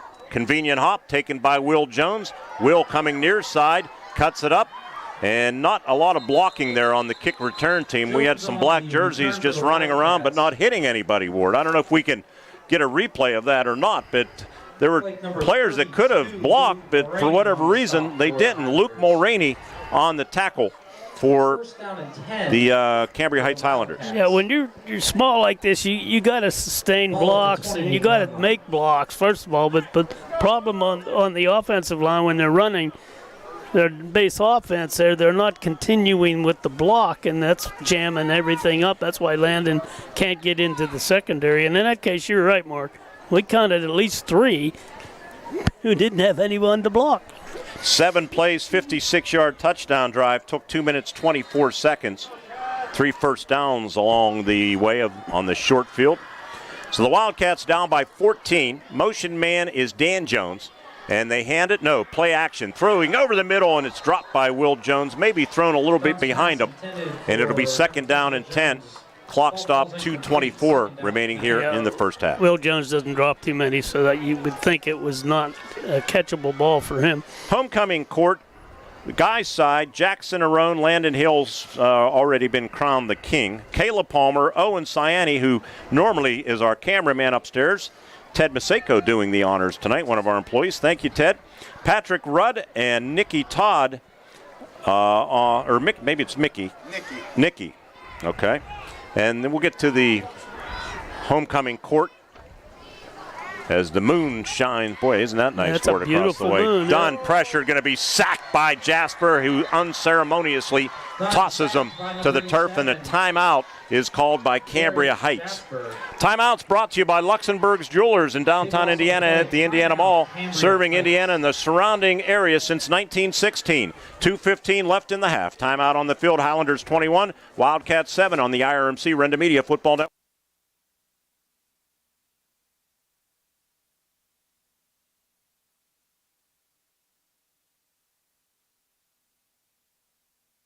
Hi, it's Brian from SeaWorld Satellites, your Dish Premier local retailer. Upgrade to Dish from DirecTV and get a $300 prepaid MasterCard. Just mention offer code DTV2DISH. Come in or call us today at 724-463-3200, extension 122 to learn more and make the switch to Dish. That's 724-463-3200, extension 122. Offer ends 11/13/23. Eligibility requirements and restrictions apply. Call for full details. Hi, my name is London, and this is the bus that I take to school every day. We have a really fun bus driver, and guess what? Smith Bus Company is hiring new bus drivers. That's right. Smith Bus Company is hiring positions for full and part-time drivers and driver's assistants. They provide transportation for 6 area school districts, and they're proud of the work they do. Apply now at smithbusco.com, equal opportunity employer. Wildcats behind the chains as we come back out of the timeout. 3rd and 23. Dan Jones in motion toward the Cambria Heights sideline. They throw it out in the flat, and with the football is Caleb Palmer.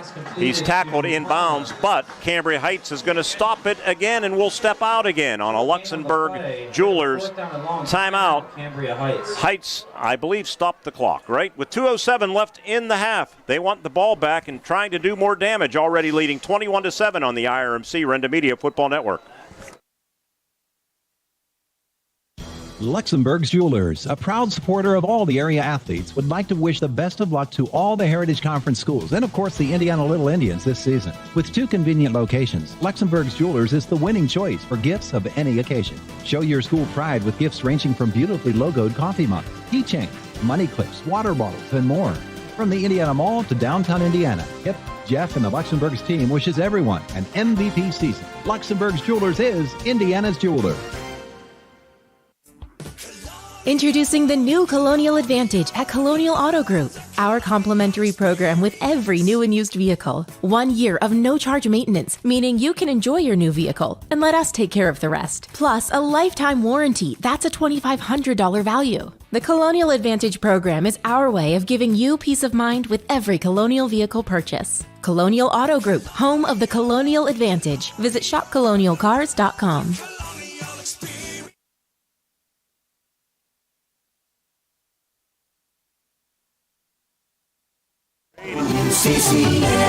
Brady Frazier barely gets the punt away, and there's a flag on the play. He might have been roughed as we come back to action here at Memorial Field. And we will wait and see. That might be a personal foul on the Highlanders. It was a 27-yard punt. He was roughed. Not might have been. They went right through him, and that's what the signal is. Roughing the kicker on the Highlanders. That should be a first down. Is not. They're not automatic for personal fouls, are they? Chris Garetano's an official. Are they at the high school level? Are they automatic? They're saying we got one head shaking yes and one head shaking no. Well, we're going to find out here shortly, but they didn't get it. Oh, that is Superintendent Cesario. Cesario's shaking his head yes. We got to go with the super. He'll be joining us at halftime. It is an automatic first down, and never question. You're fired, Chris. Never question the superintendent. That's right. Well, that was a big break for Homer. They can't afford to fall behind another score, so they've got an opportunity here. Maybe he makes some hay. Let's see what they can do. At their own 35-yard line. Homecoming court, Lena Fabian, Megan Williams, Grace Frazier, Ashlyn Kerr, Chevelle Kenny, and Rayleigh Weller. They will crown a homecoming queen at halftime. Wildcats' new set of downs. 1st and 10 at their own 35, wide side of the field to the right. Braden Dunn throws too tall for tight end Caleb Palmer. Clock stops, 1:56 to play here in the half. 21-7. Highlanders with the lead. Wildcats trying to take advantage of the personal foul penalty on the team wearing red, white, and blue. Thanks to the Grayston Coral Sportsman's Club for making tonight's video stream possible. The Wildcat Homecoming Special, $10 large pizza. Toppings are $1 extra. Also want to tell you about the Altman Fire Department bingo after this play. 2nd down and 10 to go. Sidecar and protector perhaps is Landon Hill to the right of Dunn. Pressure coming, Jasper. He throws over the middle, deflected and incomplete. Breaking in front of the intended receiver, Dan Jones, was Luke Mulroney, their leading tackler, and he almost had a pick. It'll be 3rd down. The Wildcats, when they cashed in with that touchdown, put 7 points on the board. You can cash in at the Altman Volunteer Fire Department bingo every Thursday. Doors open at 5, games start at 6:30. Progressive payouts increase by $10 for every 10 players after 60. Come out every Thursday night to the Altman Volunteer Fire Department for bingo. We salute all of the emergency responders at Altman Volunteer Fire Department, 58 7th Street in Altman, just off Route 286. Here's the direct snap, and it's Landon Hill, and Landon going to plow his way up near the 40-yard line for 5 yards, and timeout going to be called, and Cambria Heights will burn their final timeout as Braylon Ridbaum made that tackle. 1:42 left in the first half. Our coverage from Memorial Field will continue in a minute with the score Highlanders 21 and the Wildcats 7 on the IRMC Renda Media Football Network.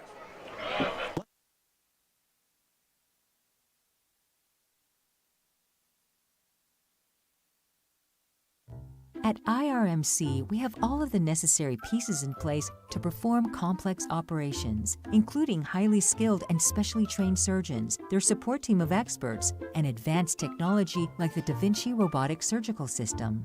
As a result, patients spend less time in the hospital, recover faster, and get treated close to home. So there's no reason to puzzle over where you should get your surgical care. The answer is right here at IRMC. Save big during the Dowd's Custom Order Sales Event. Buy one item at Dowd's special sale price and get a second item of equal or lesser value at half off. That's right, every other item at half off. Dowd's has the latest trends in custom furnishings, plus America's finest manufacturers. And the savings are incredible. Plus, get free financing for 1 full year. Drive a little, save a lot. Dowd's of Plumville and Greensburg. Doesn't your home deserve Dowd's?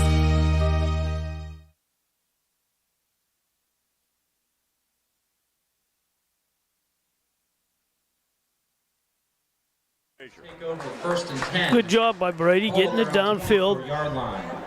Homer was not able to take much time off that clock, however, in the way Cambria Heights has been going through them.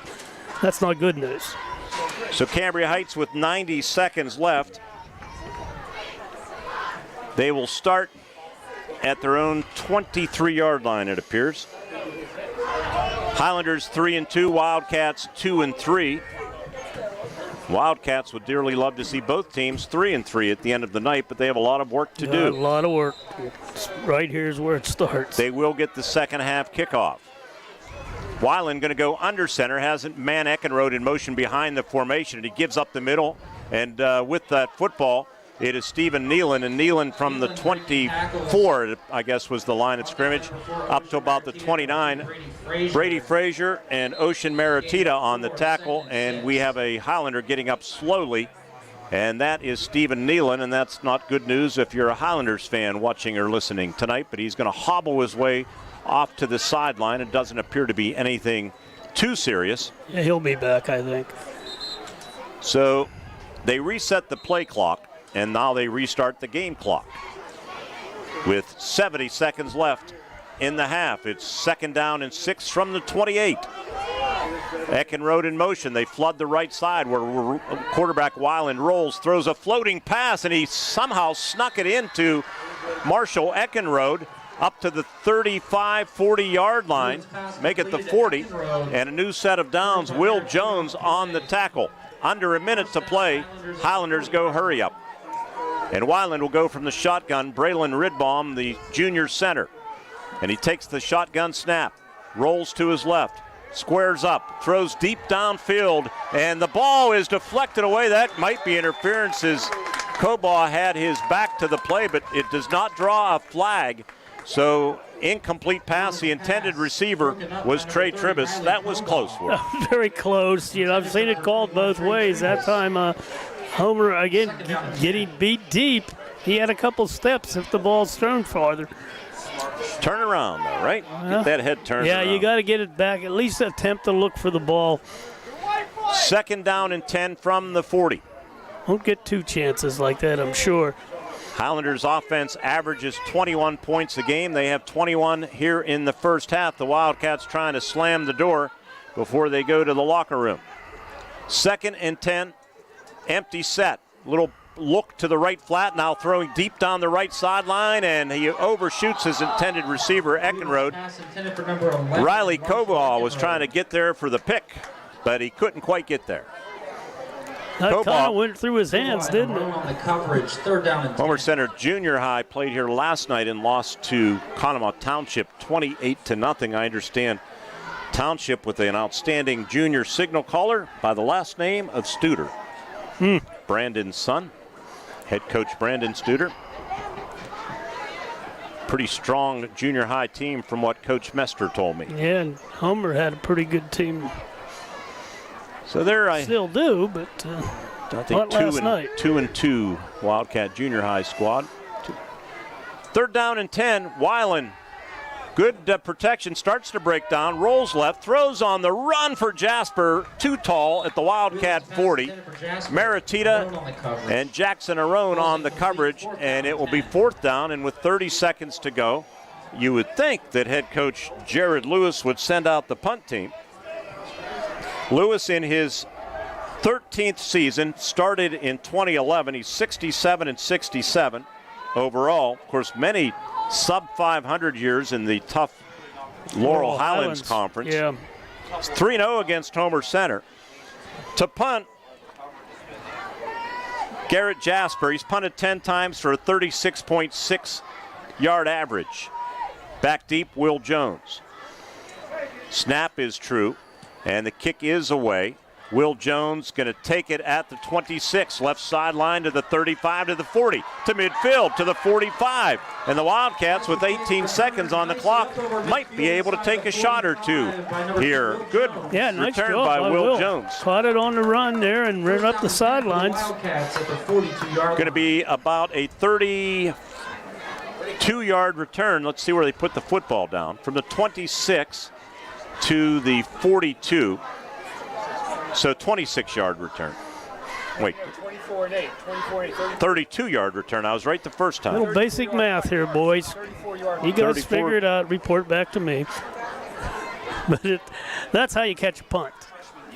First job of a punt returner is to catch it This next is to run as quick, straight a line as you possibly can and get as many yards as you possibly can get, and he just did that. Football at the 42-yard line of the Highlanders. And Braden Dunn looking, going to run, and he's going to be stacked up, lose a couple of yards back to the 44-yard line, and the Wildcats are going to take a timeout. We'll take one with them, brought to you by Luxembourg Jewelers in downtown Indiana and at the Indiana Mall. Final 12 seconds of the half when we return. Highlanders 21, Wildcats 7 on the IRMC Renda Media Football Network. Sport. Bad hair day? Bad day at the office? Bad day behind the wheel? Hey, stuff happens, even to the best of us. At least your car insurance rate doesn't have to take a hit. Get Erie Rate Lock from Erie Insurance. Gives you a great rate that stays put until you change a car, driver, or your address. Plus, seriously good service. Now that's something to smile about. Your local Erie agent is William G. Meckling Insurance Agency. Get a quote at 724-465-4261 or visit mecklinginsurance.com. Erie Rate Lock does not guarantee continued insurance coverage and is not available in all states. And crown a homecoming queen on this gorgeous night. Boy, Ward, we've been blessed with super weather here in the first 6 weeks of this season. Yeah, that's true. A beautiful moon up there. I'll say. Couldn't have drawn that any better. Is that a harvest full moon? That's a harvest moon, I believe, yeah. 13th all-time meeting between these two schools, with Cambria Heights leading the series 9-3. All the way back to 1960 is when it started. Here we go with 12 seconds to go. Second down and 12 for the Cats. And they throw it out in the flat to Jackson Arone with a convoy of blockers, and Arone going to be spun out of bounds. Near side. Jackson Arone. It was bounds by number 21. Trey Tribus, I should say, on the tackle. Tribus, his older brother, was something special, wasn't he? Yeah, third down and sure was. Let's see if we get Will Jones isolated one-on-one. Try to hit him in the deep one. Ty Stockley, there was their quarterback and linebacker. He was a force, especially on defense. This is a young Cambria Heights defensive unit with one senior, 8 juniors, a sophomore, and a freshman out there right now. 7 seconds left. Could be looking at the final play of the half, and Braden Dunn, deep drop. Going to throw deep down the right sideline, and Will Jones, or Danny Jones that is, out of bounds with 1.6 seconds to go. So even a pass interference penalty would not end the half and would not bring you close enough for a field goal, I don't believe. But it would give you one more shot at the end zone. Yep. You got one chance. We've seen some weird stuff here, haven't we, with 1 second to go. Wildcats starting 5 seniors and 6 juniors tonight, and they're going to take a timeout. We'll pause for 30 seconds. From our S&T Bank broadcast booth, People Forward Banking, S&T Bank, member FDIC. Our score remains Cambria Heights 21, Homer Center 7 on the IRMC Renda Media Football Network. Homer City American Legion Post 493, a longtime backer of Homer Center Athletics, is pleased to be a part of today's broadcast and wishes the best of luck to the Homer Center Wildcats this season. Homer City American Legion Post 493 has served Homer City and our veterans for more than half a century. They are a staple of the community and believe in giving back. So have fun today, teams. Represent your communities well. From your friends at the Homer City American Legion Post 493.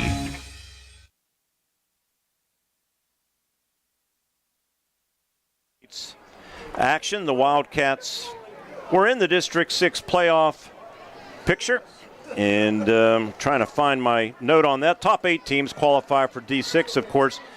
Cats were in 8th place with their 2 wins. Cambria Heights in 4th place, just ahead of Moshannon Valley. The top 4 teams will host first-round playoff games. I would suspect with that PIAA new ruling and that 10% rule, and I don't have time to explain it all now, I think you'll see Cambria Heights a solid AA school next year, where there's going to be some shifts across the state. Yeah, I'll have to see how that all plays out. Trips to the left for Homer Center. Protector in there is Landon Hill. Brady Frazier has good wheels. He's a receiver in front of the Wildcat bench, right sideline. And that's the direction that Dunn is going to throw, but it's picked off at the 10. And coming up the left sideline, is that Eckenrode? Let's see if it's 11 for Cambria Heights. Nope. It was 21. Trey Tribus. The first Cambria Heights Highlanders with an interception not hauled in by Marshall Eckenrode, who had 4. So here we go, halftime. It's Cambria Heights 21 and the Homer Center Wildcats 7. We're coming back to Memorial Field, crown a homecoming queen, and also we'll visit with Homer Center Superintendent Ralph Cesari when we come back on our ITT Halftime Report right here on the IRMC Renda Media Football Network. In sports, game plans are essential to the success of the team. The same can be said for the game of life.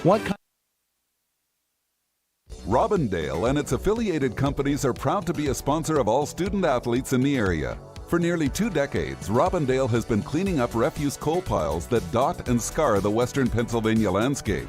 To reclimate and beautify these areas, Robindale believes deeply in safety, compliance, and community responsibility. If you would like to become a part of the Robindale team, you can contact them at 814-446-6700, extension 122, or see how Robindale can assist your business at robindale.com. So what sets S&T apart from other financial institutions is that they are visionary.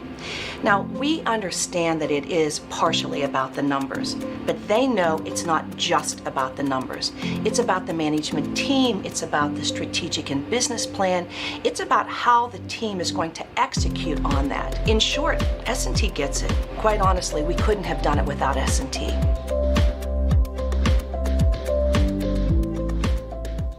Save big during the Dowd's Custom Order Sales Event. Buy one item at Dowd's special sale price and get a second item of equal or lesser value at half off. That's right, every other item at half off. Dowd's has the latest trends in custom furnishings, plus America's finest manufacturers. And the savings are incredible. Plus, get free financing for 1 full year. Drive a little, save a lot. Dowd's of Plumville and Greensburg. Doesn't your home deserve Dowd's?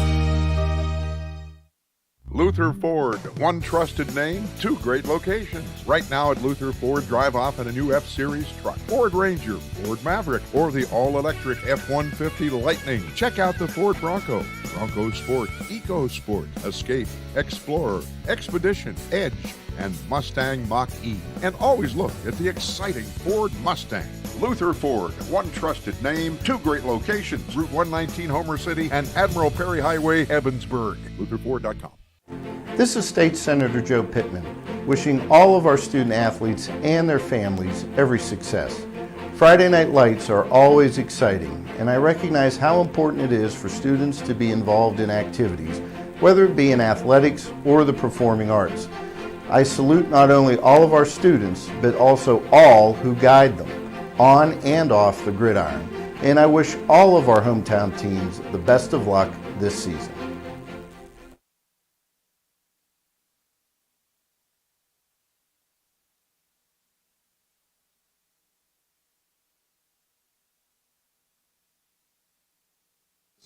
Cambria Heights with the lead at the break. Our cameraman upstairs, just an alert for Ted Maseko. Ted, if you could maybe, while we're doing the first half replays and recap, zoom in on what's going on the field with the court being introduced, and then we'll try to also capture the announcement of the homecoming queen. We know the king was Landon Hill. Early on, it was Cambria Heights trying to crown Homer Center because after the Wildcats won the toss and deferred, Cambria Heights took the football, and it was all set up on a nice 42-yard kickoff return by Stephen Nealon. They started at the Wildcat 30-yard line, 8 plays, 30 yards, 3 minutes and 52 seconds. Nealon on a 1-yard touchdown run gave them the lead. Cameron Abrams' extra point made it 7-0, 4 minutes and 2 seconds into the football game.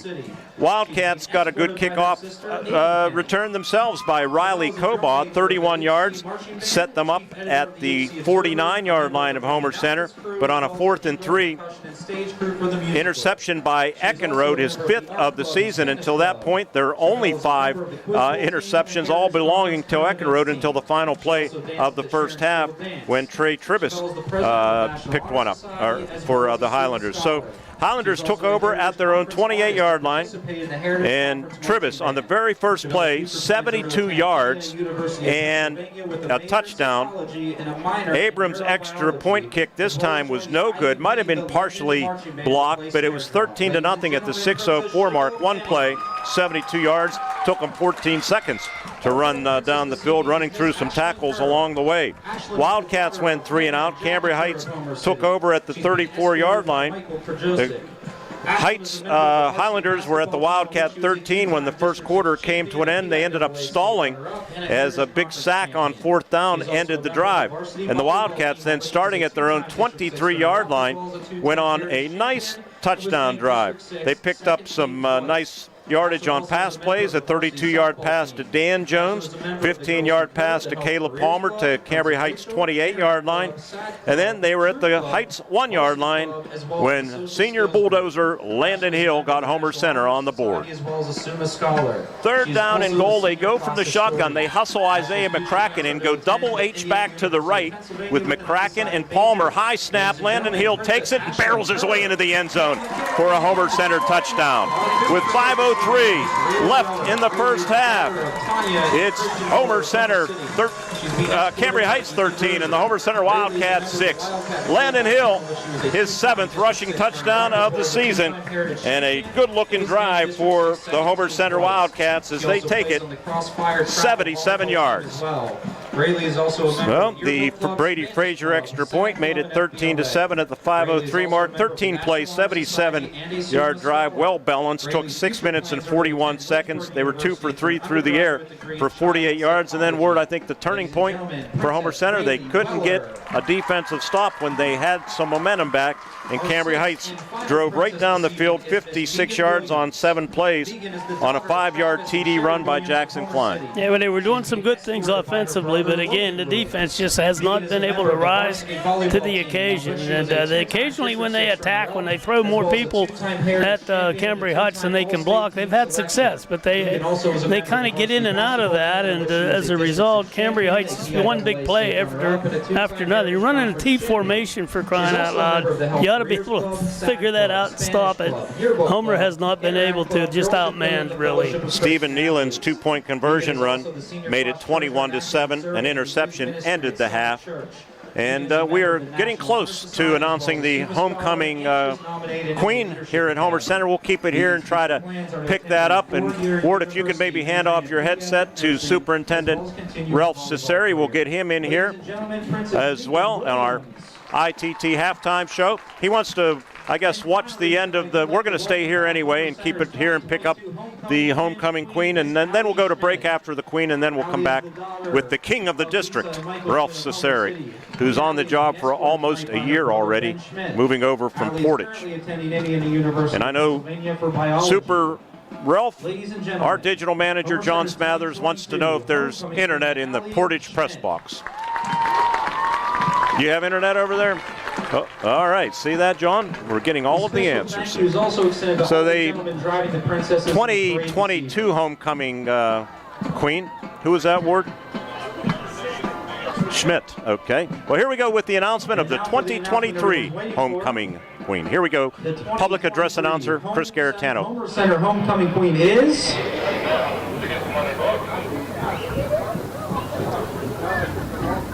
Chevelle Kenny.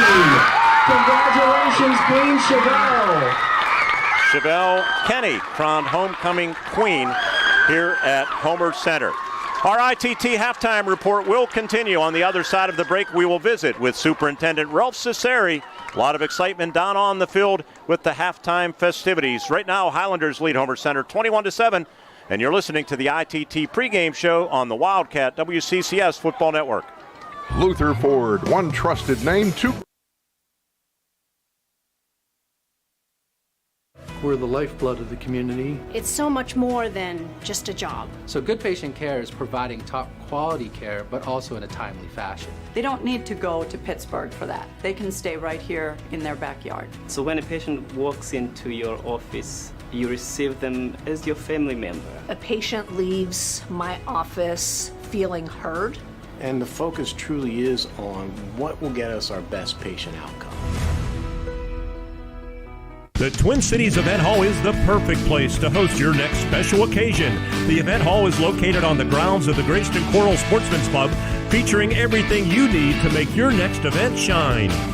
Inside the club, you can find members unwinding in the spacious bar and game room, enjoying great food and just gathering with each other watching their favorite team. The Greyston Coral Sportsman's Club in Twin Cities Event Hall, voted best in Indiana County 2023. Oh, hi. Nick Moore, head coach of the state runner-up Homer Center Lady Wildcats. When I'm not game prepping with the girls, I'm creating financial game plans at Walbeck Insurance. We take time to learn about your specific needs to create a game plan tailored just for you, whether it is auto, home, life, health, or business insurance. Come see me, Nick Moore, at Walbeck Insurance, where we offer more choices, more savings. Call 724-479-9378 to let Coach Nick make a game plan for you. At Grand Beginnings Children's Center, their focus is on growing and teaching children to be the best they can be. They know children need education, inclusion, and safety. Grand Beginnings has a mission to provide a warm and nurturing environment in which each child can grow physically, emotionally, socially, intellectually, and spiritually. Grand Beginnings Children's Center with 2 locations in Indiana, teaching children to shine since 1991. Call 724-463-1819. Find them at grandbeginnings.net.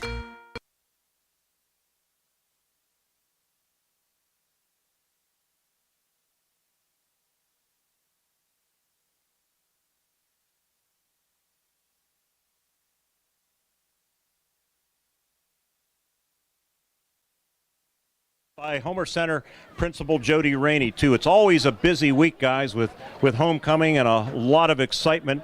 Ralph, great night for football, great weather again. We've been lucky for 6 straight weeks. For sure, and I heard you mention that earlier in the evening, and I just mentioned the same thing to some of the spectators out there. These first 6 weeks have been incredible. Crowds here supporting the Wildcats have been incredible, and this is really a community event. That's what high school football is all about. Well, it's been, 10 or 11 months on the job here, closing in on a year, I know, in November, moving over from Portage, where you served for many, many years. And talk about your first year here at Homer Center. Well, this was my first event last year. I was wearing a different color, but I knew I was making my way over to Homer Center. And it has been a awesome year. I have really enjoyed the people that I've met, the professionals that I get to work with on a daily basis, members of the community that I get to spend time with. I have to say this was a great decision for me personally, but also it's great to be part of such a terrific school district.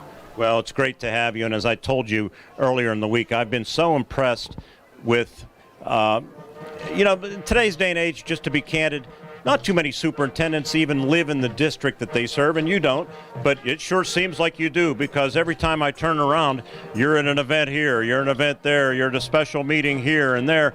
I've been super impressed with how involved and immersed you've made yourself so available. Well, I appreciate that, and that was one of the reasons why I waited so long to become a superintendent. I had 3 kids, and I wanted to be there for them, and I wanted to support them through all their activities, and now they're young adults, and now I have the opportunity to not only advance my professional career, but I have a chance to give back to a district, and that's why I try to be present. Today I had a chance to visit some of the Head Start programs and the Little Sprouts program that we have in the community here and talk to those educators, and my wife and I try to go to church at least once a month in the community. We really want to be a part of Homer City and Center Township and the Homer Center School District. So, how difficult or how different was it, because it was the first school year here recently that you launched as superintendent? Well, with great people like Mr. Rainey and our administrative staff and our teachers and support staff, I have to tell you it's been pretty easy. We've had our challenges, but we have great leadership in both buildings. We have tremendous faculty, and I will mention the support staff. They are really our unsung heroes, getting into the classrooms and working with our students. So it has been an exciting year. The board has been very supportive. I'm just looking forward to us growing and becoming better each and every day. And I know finally, and then I'll get to Jody too, we talked extracurriculars, the band performing in front of us on the field here right now. But yeah, I think you're blessed with a lot of leaders with the extracurriculars. Greg Page, I mean, the job he has done with the football program for 17 years now, really a chip off the old block. The late Jerry Page, the legend that we all miss dearly, and I know Greg misses him too, but he very, very similar to Coach Page, Jerry Page. Greg has done just amazing work. I would 100% agree, and I had a chance to see the tremendous Facebook post about Coach Page and praising him for being much more than a coach. But I will tell you, that is one thing that I pointed out to our board when I came here and I observed all of our different programs. We have great leaders. We have respectful people teaching and coaching our kids. And yeah, we want to win and we want to be successful, but there's a lot more to this than just wins and losses. And we can be proud of the people that we have leading and advising our students here at Homer Center. Well, I think they feel the same way about you. Welcome again. You're almost 1 year on the job, and hopefully it'll be many, many more years. Thanks for doing this. Thank you. Ralph Cesari, superintendent. I'm going to turn this way now. Jody Rainey, the principal and also president of the Heritage Conference. This is a really busy night for you, isn't it? It is, but it's an awesome night too. Like just watching the kids celebrate and the community involvement in this, and it was really exciting too. Chevelle being named queen. What an outstanding not only person, student, and just that excitement that she brought to the band, like watching them flock her. And then when we crowned the King Landon Hill today, watching the team flock on him and celebrating something good, like how our kids can celebrate the success of others. That's pretty special stuff. Is homecoming week still a pretty special week in the hallways at Homer Center? Oh, it is. Spirit Week. The juniors were the champions by Spirit Week, by the way. They were making sure they rubbed it in on the seniors a little bit. But no, it is. It's just a good time. The faculty gets involved, the support staff, and everybody gets involved. And it's just a good time. And, hopefully, too, it's just, it's a way to remember the traditions. I think it really means a lot to our kids when they do get to meet a lot of the alumni that come back. But also, too, they hold that responsibility of building upon the things that have been left for them, and they take great pride in doing that and trying to advance those things that our alumni have provided us. So 5 or 6 weeks into the new school year, how have things been going? Oh, pretty good. Like Ralph said, it's we've had our challenges like we do every day, but you know what? There's a really good vibe in the school. We got teachers working hard, kids working hard, and I do think you mentioned it, Mark, with just the leadership that we have. I do pride the fact that our culture, the relationships that we have, not only like with our staff, amongst our staff and our students, but our staff to the students, and that's reciprocated. So, we're not a perfect school, but when you have relationships and you have people that treat everybody with respect and dignity and are there to help out and then also to celebrate like tonight, that's pretty special. Just quickly flipping subjects, Heritage Conference, you have heavily been involved with that as the president for a number of years. Talk about the expansion with the two Conomaws coming in this year, Conemaugh Township and Conemaugh Valley. How's that been going? It's been great. I mean, I think, like I said, earlier, like when we voted to bring all the schools in, it's really great to see the different things that other schools do that we can incorporate into the conference just to provide more opportunities, for positive enriching of students for all kids. And I was down in the end zone and I was watching elementary age kids, two of the fast kids that must play midget football were racing down there, and it looked like a tie to me. But just watching how even the youngest of kids are interacting and getting along and playing, it's just, I just think that celebrating everything that they do, from academics, athletics, arts, everybody's somebody in the Heritage Conference, just like they are here at Homer Center. And, it's just, including everybody. I mean, it's just, when you see the relationships reciprocated on a night like tonight with even the youngest of kids, that's pretty heartwarming. And Ralph, you came from Portage. They are a relative newcomer to the Heritage Conference. So the Heritage Conference did a really, really good job of reinventing itself. I think it's set itself up for success for years to come. Absolutely. They've got some quality programs here existing. the addition of Heights, the addition of Portage, as you mentioned, the two Conomas. I think the Heritage Conference is one of the premier conferences in our area, and I think it's going to be set up for years to come. Guys, thanks for doing this. I could talk to you forever, but we got to get to a commercial break and pay the bills. We appreciate everything the school district does to allow us to do our thing. And as I always say, the comments I get from many of the seniors who can't get out to games anymore and providing the coverage both on radio and video, I think that's what's most heartwarming and satisfying for me. And we couldn't do it without the fabulous support of the school district, starting with you and Jody on down. Thanks so much. Well, we certainly appreciate what you do, because you're exactly right. We've got fans all over the country, some that are unable to be here, and this is first class, so thank you. We promote the Homer Center brand, right? We've got some work to do in the second half, Coach. We do. We get the ball to start, I believe, so we got to get down there and get one in and get right back into this thing. But I also want to thank you, Mark, because I've said this to you many a times, how you showcase our students and what you do for kids. Not only what you do for the community, but you make our kids feel very special just by the way you cover them and how you highlight them, and we really appreciate that. Well, as I always say, I think I have more fun doing it than people do maybe enjoying it, but we hope they enjoy it a little bit. Guys, thanks so much. Jody Rainey, principal of Homer Center Senior High, and of course the Heritage Conference president, and Ralph Cesari, the superintendent, almost for 1 year at Homer Center. Word will check the stats when we return on our ITT halftime report. It's Cambria Heights 21 and the Homer Center Wildcats 7 on the IRMC Renda Media Football Network. The Twin Cities event. Did you know Citizens Ambulance Service is there for you 24 hours a day, 7 days a week? Did you know, just like today, Citizens Ambulance is there for your local high schools, IUP, and their student athletes every week? Did you know Citizens Ambulance Service is there for you because of you? Household memberships help cover the cost of being ready 24/7 for the community. Becoming a new member is easy. Stay tuned in the coming weeks to find out how. Community support makes it work. At Mark Arbuckle Nissan here in downtown Indiana, we sell more new Titans than any other dealer in our region of the country. That's because we have more Titans to choose from, and we give great deals on new Titans every day.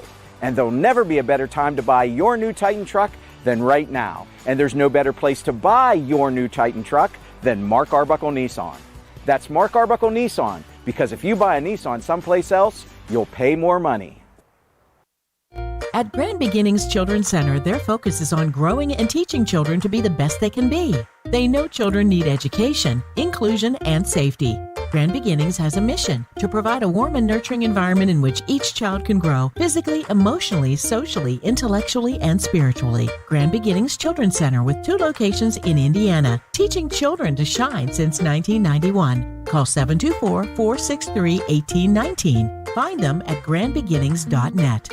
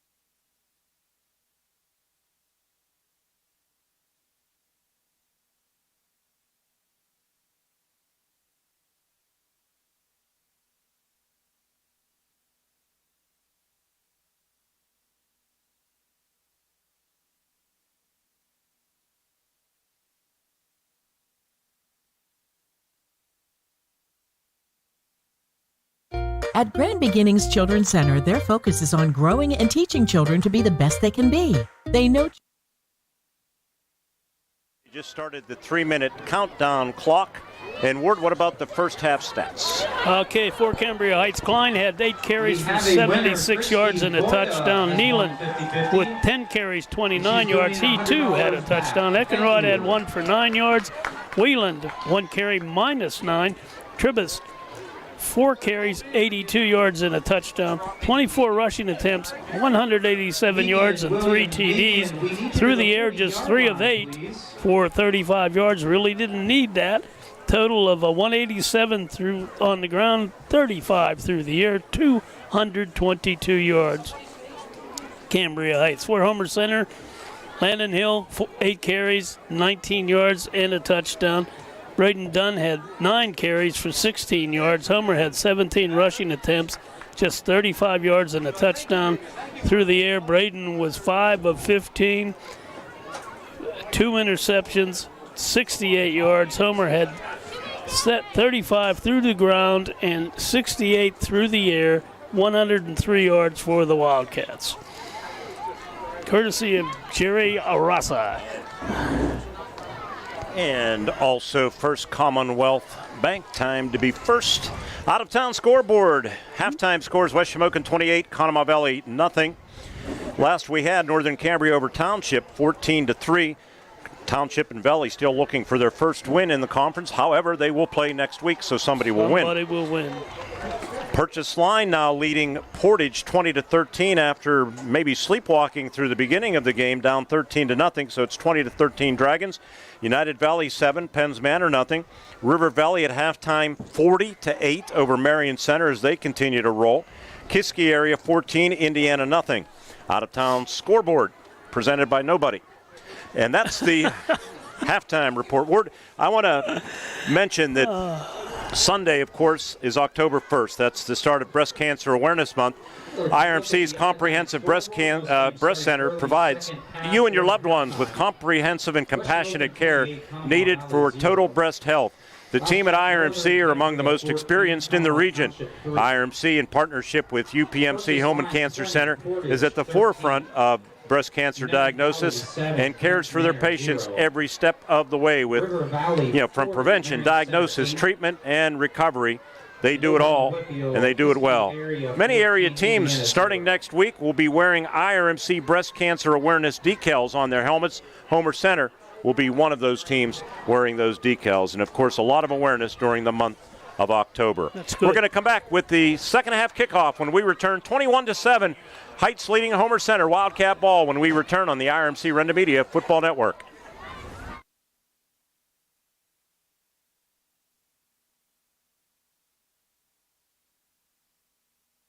We're the lifeblood of the community. It's so much more than just a job. So good patient care is providing top quality care, but also in a timely fashion. They don't need to go to Pittsburgh for that. They can stay right here in their backyard. So when a patient walks into your office, you receive them as your family member. A patient leaves my office feeling heard. And the focus truly is on what will get us our best patient outcome.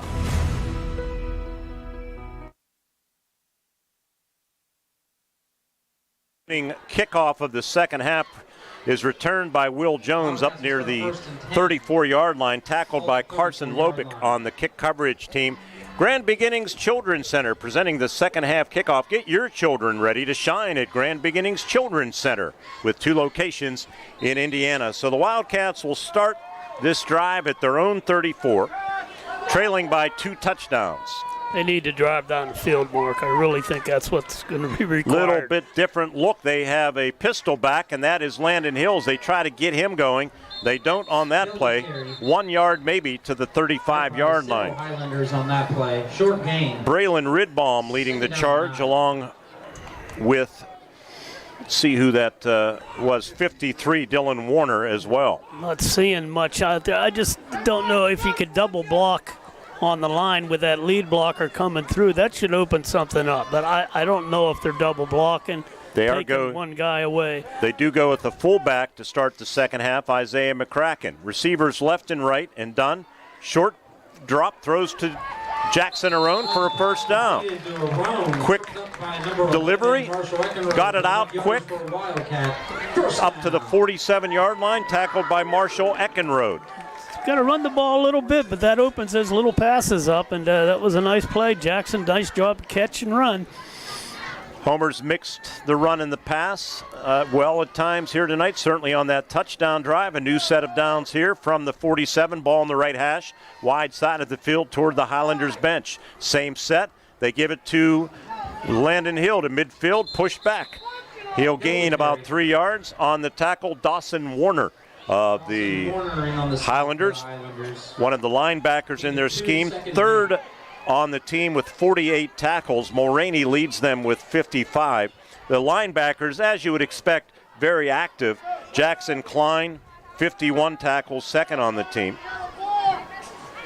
Second down, 7 to go for Homer Center. Pistol back again, Landon Hill. And Dunn going to throw, quick pass. It's caught by Will Jones, going to be a first down. Stiff arm Stephen Nealon. Flag comes in.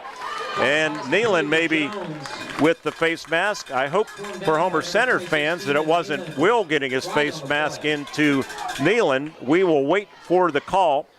It is a first down regardless. We get a replay here on our... no, we don't have a...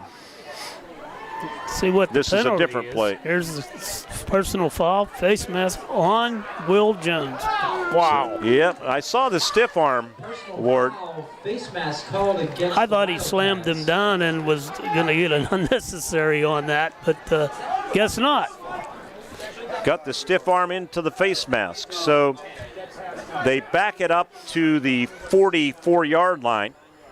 So it'll be first down and about 13 to go. Those things Homer can ill afford to have, and they're going to have to rebound from that somehow. Well, Deshaun Watson of the Cleveland Browns had 2 face mask penalties, and he's the quarterback. Yeah. That play fake the last time, or handing off to Landon like he did right there. And Landon trying to get back to the original line of scrimmage, and I think he did for about 3 yards, up to about the 47-yard line. But Braden was running pretty much wide open after the handoff. Maybe a play fake and keeper with an option to pass. Dylan Warner, Luke Mulroney on the tackle. 9:45 to play here in the third quarter, being brought to you by friends of Shireen Hess for Indiana County Commissioner. Third down and 10, wide side of the field toward the Wildcat bench. Tight formation, they send Danny Jones in motion. They fake the jet, and Dunn gonna heave downfield into double coverage, and it's broken up. Will Jones, the intended receiver, breaking toward the left sideline. On the coverage, it looked like Stephen Nealon across the way. Pretty well thrown. A little bit underthrown, but the defense was back there. So the punt team coming out for Homer Center. Looked like some promise on that drive, kind of faded with the penalty. The offensive face mask penalty. So dropping back to receive the punt, Trey Tribus and Stephen Nealon, but it's just going to be a single return man. Nealon this time. Snap a bit high, and Brady Frazier going to run a fake. And Brady to the 40, to the 45, runs to midfield, breaks a tackle, but he can't. They're fighting for yardage. He gave it a heck of a try, but it's going to be short of a first down. Pretty close. See what it'll depend on the spot for sure. That's what we're looking at. I think it's going to be about a yard shy. Oh, he backed it up. That's probably about where he was tackled. I don't know that we have a replay on it. That was a good call. Brady almost busted one there. So Cambria Heights will take over at the 44-yard line. The locals here aren't in agreement. They seldom are. Most of the calls, no matter what fan base, they never agree, right? Yeah, you're rooting for a boost. There's something that can get the team going there. That might have been it, but just shy. That's what hurts. So close. I mean, I'm going to say they spotted it right. We didn't have access to the replay, but I think. Well, they had perfect coverage here. Well, here it is. We do have it now. We'll call the play, and we'll still look at the replay at the same time. Short gain, which is good. So here we go, Ward. Here's Frazier coming to midfield. Breaks a tackle. They have him, and yeah, they got it right. Yeah, he got Early on the stop. just His across. feet were forward, but the ball never got past the 44-yard line. Thank you, John Smathers, for that replay. Nice job on that first play there. Second down and 2. Of course, we have a replay monitor in our booth, and the radio listeners will just have to trust us that we know what we're talking about. 2nd and 8, Weiland, and they give on a delay to Nealon, and Nealon going to be tackled for a loss. Boy, that play was ugly from the start, just not well executed. And Isaac Weiland at times has had trouble handling the ball. Jackson Arone made the tackle. 8:20 to play here in the third quarter. 21-7 Cambria Heights. Homer Center will be on the road next 2 weeks, as a matter of fact.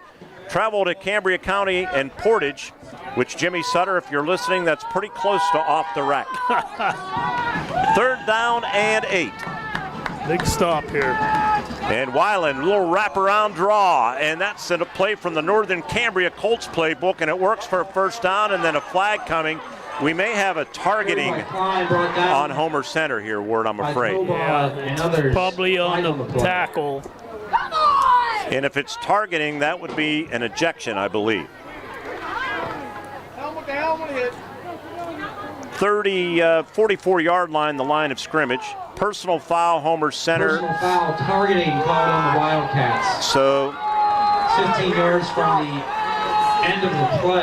That official, he marks it off like he has to step on each yard line. Is that proper protocol? I don't know, but it looked a little bit awkward. He does, but nevertheless, it really spurs their drive, the Cambria Heights drive, and Homer just looked the opposite way. Jerry, was that Klein on that wraparound draw? Yep. So the football to the Wildcat 29. And they give it to Klein again, and Klein limited to a short gain. Good job in there, doing better on those dive plays now. Well, they brought pressure from the linebacker position, and Isaiah McCracken and Caden McAnulty, the freshman, made that stop. Trotting out for Homer Center's Eli Butterly, and in as they try to keep people fresh, Caden Bernard. Check that, Jackson Taylor. What they got to do, Mark, is plug the hole and then make the tackle. They haven't been making the tackle is the problem. 2nd down and 9 to go for the Highlanders from the Wildcat 28. Motion man is Tribus. Tribus takes the toss. Wildcats have it strung out, and Landon Hill tackles him for a loss back to the 31-yard line. Crowd's upset because it looked like a block in the back and no flag. But we're not going to worry about it. Good stop. 6:45 remaining. And Palmer over on the stop. In the third quarter, they lose a yard back to the 31-yard line. So it'll be 3rd down and 12. Haven't passed much tonight.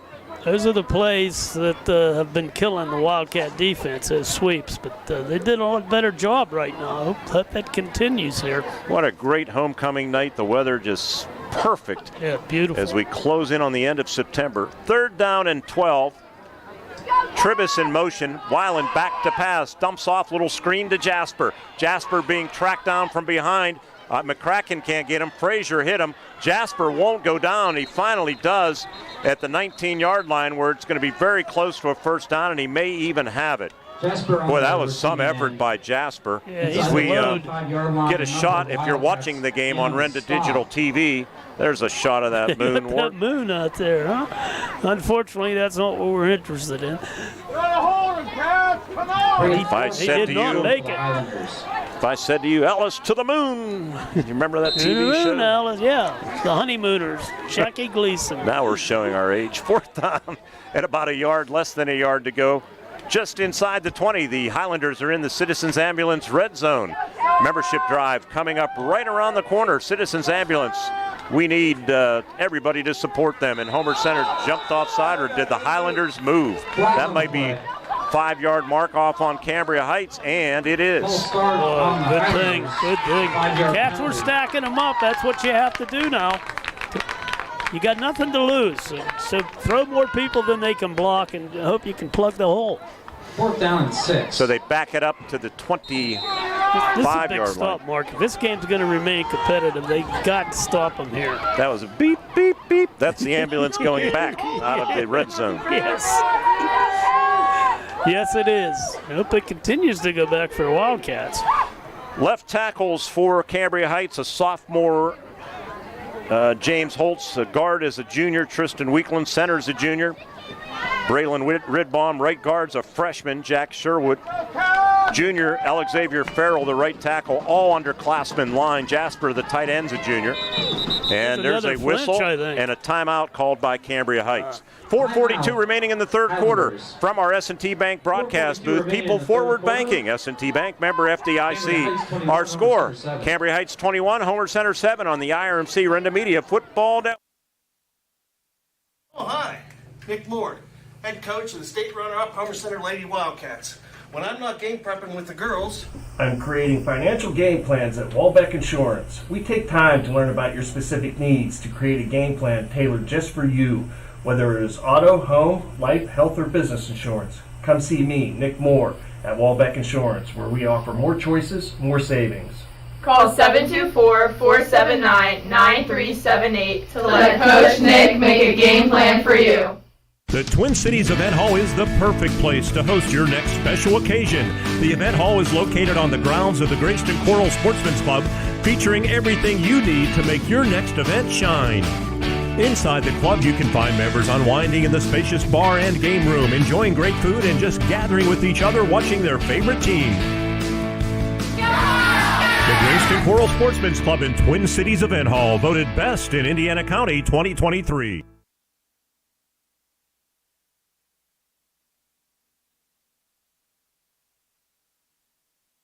Here we go out of the timeout. 4th down and 6 to go for the Highlanders. And Weiland, shotgun snap, throws complete to Nealon for a first down. Or did Homer Center stop him? They force him out of bounds on the far side of the field.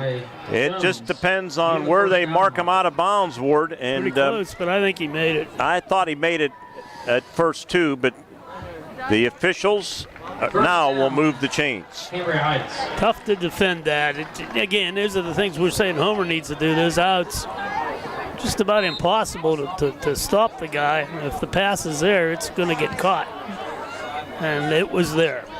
Football at the 19-yard line of Homer Center. Yeah, it was a good pattern, well-executed play, good throw by Isaac Weiland. They are back in our Citizens Ambulance Service red zone. They've been providing our community with professional emergency medical services for 59 years. Community support makes it work. 1st and 10, toss right to Stephen Nealon. Wildcats, as a flag flies behind it, have him stacked up after a short gain, although he has not really gone down, and he finally does. But this usually means holding on the offensive unit. That was behind the runner, and that's usually what happened. Either an illegal block or hold. Let's see what the call is. They're going to back them up, and the official says holding. Hey, it's always good to be ranked number 1. The gold standard of care at IRMC at Chestnut Ridge and Blairsville's once again not gone unnoticed. IRMC at Chestnut Ridge was voted the best urgent care and walk-in clinic and the best of Indiana County contest. And it's no wonder at Urgent Care they will fast-track you and get you quick access to their team of medical experts. They're open 7 days a week, 8 till 8, located off Old Route 22 in Blairsville, where you can get in, get out, get better at IRMC at Chestnut Ridge. Holding it is, and it's 1st and 20 from the 29 of Homer Center. Beep, beep, beep. The ambulance is back out of that red zone. And they give on an inside counter, and the Wildcats stay home for the most part, and they're going to limit Stephen Nealon to a short gain. From the 29 to about the 27, Landon Hill leading the charge for Homer Center. Also getting up off the bottom of the pile, Ocean Maritita. And call it a gain of 2, 2nd down and 18. Good job staying home that time. Yeah, they did. They did a good job. They've been getting burned so much on those. That might be a play that Heights comes back to, only they give it on that little inside counter. This is where you send 6 guys. Try to plug it up here. Luke Mulraney, tight end left. And there's a flea flicker And Nealon looking to throw. The Wildcats closing the gap, and they sack him. Caleb Palmer sacks him back at about the 30-yard line, and good coverage. Homer Center was not fooled. Yeah, Mark, I've been critical of that secondary, but that was an excellent job. They did not quit on their coverage, and that's what allowed the sack. Big play. Homer Center, they're losing this football game, Ward, but with a young squad, I've seen some signs of progress here this evening in certain areas. Certainly. On the defensive side, they were bit by the big play again, certainly. 3rd down and 20. Shotgun snap. Weiland, backside pressure coming. He unloads the ball for the end zone. It's a jump ball, and it's deflected away by Jackson Arone. Marshall Eckenrode, the intended receiver, in the end zone. If he catches, it's 6, but Jackson just got there in the nick of time. Good coverage by Jackson. Played the ball beautifully. Was right there, was able to knock it away. 4th down. So from the 29. Weiland's not that good a passer, so you can put a little pressure on him. You might be able to rattle him, maybe get a turnover. They have been bringing pressure off the edge. They brought McCracken on a blitz earlier. Twin receivers at the bottom of the screen if you're watching. Weiland, pressure up the middle, and there's a fumble.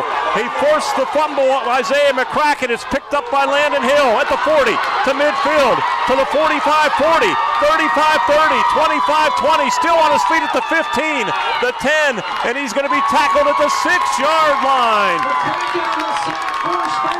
56 yards on the fumble recovery forced by Isaiah McCracken, and the Wildcats will have 1st and goal. We're going to have a media timeout with 1:58 to play in the football, or in the 3rd quarter. Big turn of events here at Memorial Field. 56-yard fumble recovery returned by Landon Hill, and it was Isaiah McCracken with the pressure up the middle. We'll talk more about it when we return. 21-7 Heights, but the Wildcats in business at the 6-yard line of the Highlanders when we return on the IRMC Renda Media Football Network.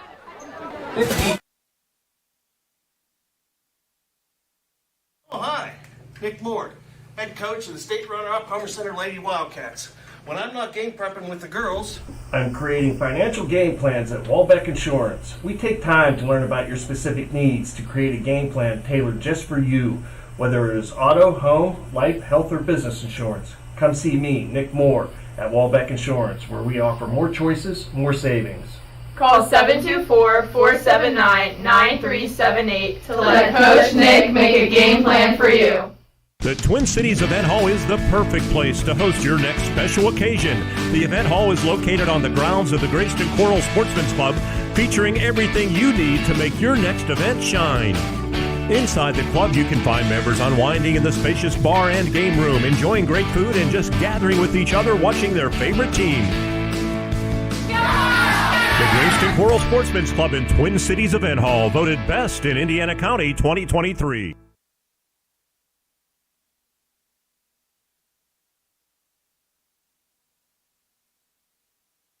Three-yard line for Heights. They're going to be looking for a big stop. Dawson Warner on the stop for Cambria Heights as we look out of our S&T Bank broadcast booth window. People forward banking, S&T Bank member FDIC. Clock churns to 90 seconds left here in the 3rd quarter. Wildcats trying to make this thing interesting on homecoming. Full house backfield, Mark. H-back to the right is Caleb Palmer. And they give it to Landon Hill. Landon, jump cut, can maybe gain another yard or two down near the 1-yard line. Cambria Heights making things difficult. Keep in mind this is a defense that's only allowed 9.2 points per game. Short gain on the play. Going to be, can we tell on the, no, they didn't. Can't really see the ball. Look for the direct snap to Landon. Got to get a little push here, boys. Under a minute to go, and the Wildcats want to talk about it. They're going to take a timeout. We're going to pause for 30 seconds with 51 seconds left here in the 3rd quarter. It's Cambria Heights 21, Homer Center 7, 3rd and goal from the Cambria Heights 2 when we return on the IRMC Renda Media Football.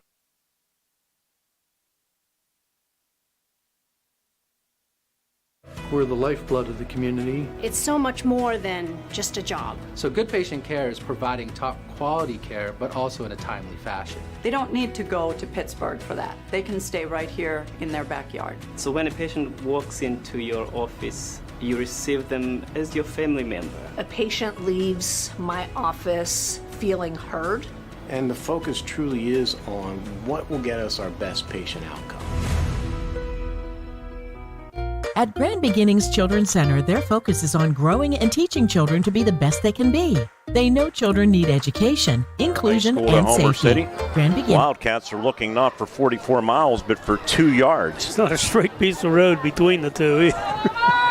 Here we go. 3rd down and goal from the 2.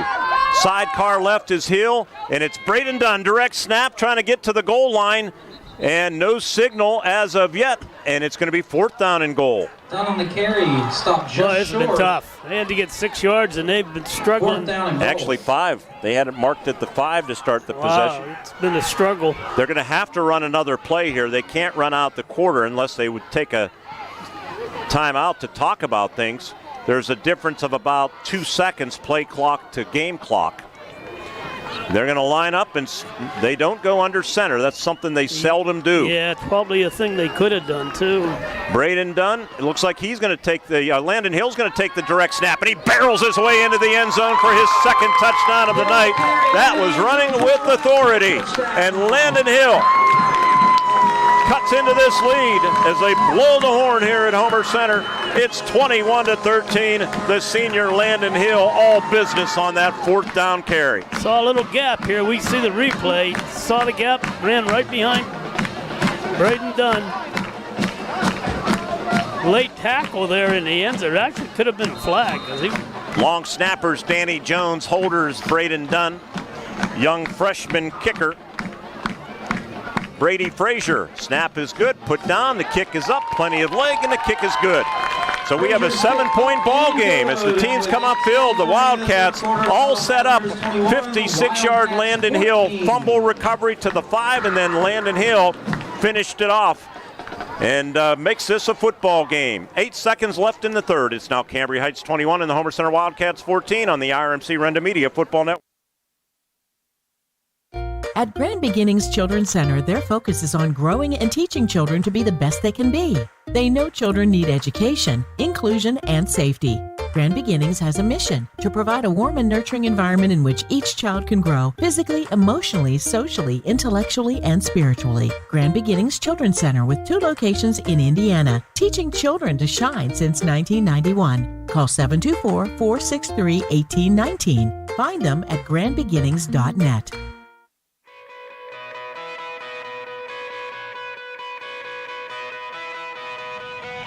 At Diamond Medical Supply, we're always on your team. No matter your sport, you can count on our support. With braces, bandages, biofreeze, and so much more, all to keep you in the game. We're a winning care solution, no matter what you play. Diamond Medical Supply, keeping you healthy this season because we care about care.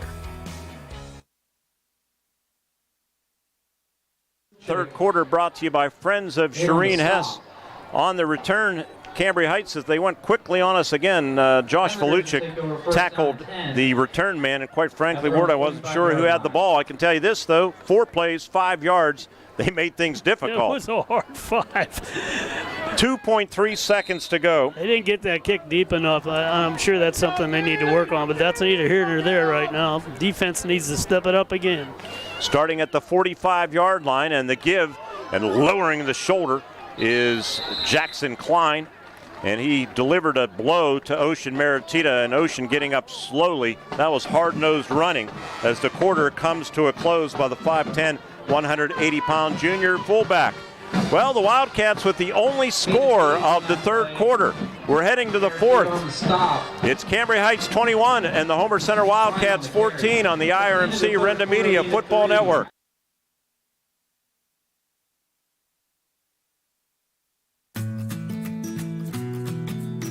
Hi, my name is Zachary, and this is the bus that I take to school every day. It's a Smith bus. We have a really fun bus driver, and guess what? Smith Bus Company is hiring new bus drivers. That's right. Smith Bus Company is hiring positions for full and part-time drivers and driver's assistants. They provide transportation for 6 area school districts, and they're proud of the work they do. Apply now at smithbusco.com, equal opportunity employer. Hi, it's Brian from SeaWorld Satellites, your Dish Premier local retailer. Upgrade to Dish from DirecTV and get a $300 prepaid MasterCard. Just mention offer code DTV2DISH. Come in or call us today at 724-463-3200, extension 122 to learn more and make the switch to Dish. That's 724-463-3200, extension 122. Offer ends 11/13/23. Eligibility requirements and restrictions apply. Call for full details.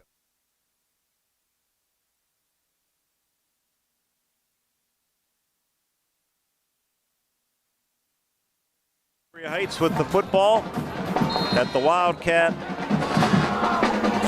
47-yard line to open up this fourth quarter. There's the old T formation and the give to Klein again as they just play rock'em sock'em football, and Klein bangs his way to the 40 and a first down. Hey, I want to say hello to Gary Leesock and Tim Leesock. They're at the Miami Northwestern versus Cardinal Newman game, but they're watching the Wildcats while they're watching football live in Florida.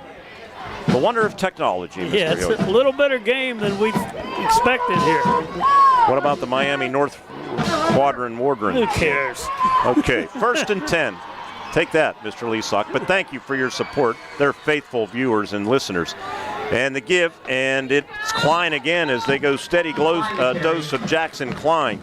Where this Cambria Heights team is really set up for the future, aren't they? Oh, yeah. One senior, 9 juniors on offense, and defensively, a senior, 8 juniors, a sophomore, and a freshman starting tonight. Klein now 104 yards rushing on 13 carries. Garrett Green on that tackle. Klein went over 100 yards last week in the victory at Purchase Line as he rushed 22 times for 114 yards. Thought they were taking a lot of time, but it's still 14 seconds.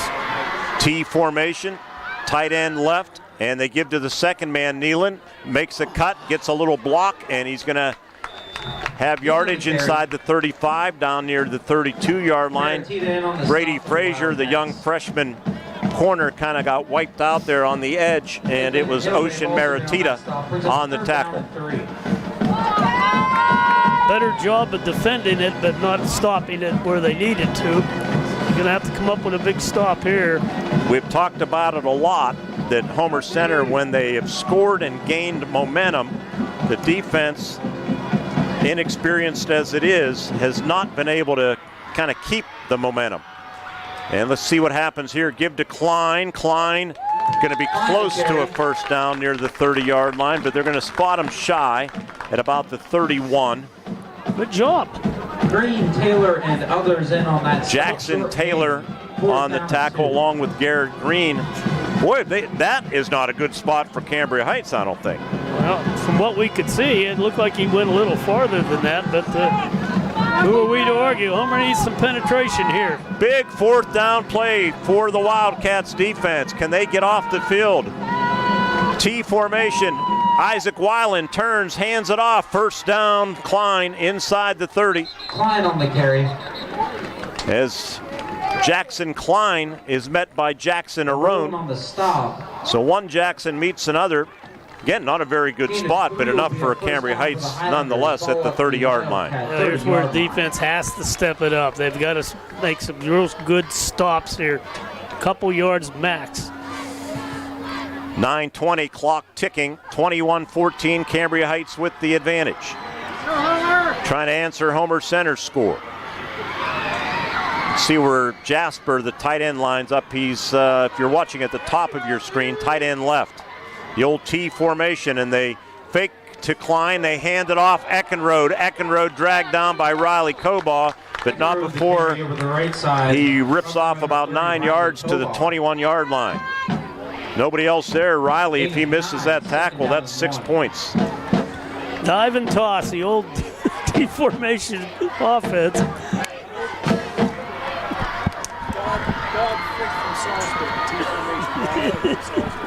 8:35, clock moving, 9 yards on that carry, 2nd down and 1 for the Highlanders. Their schedule pretty light the next few weeks. Well, they are at West Shamokin, and then they have Township and Valley. Those two teams haven't won a game.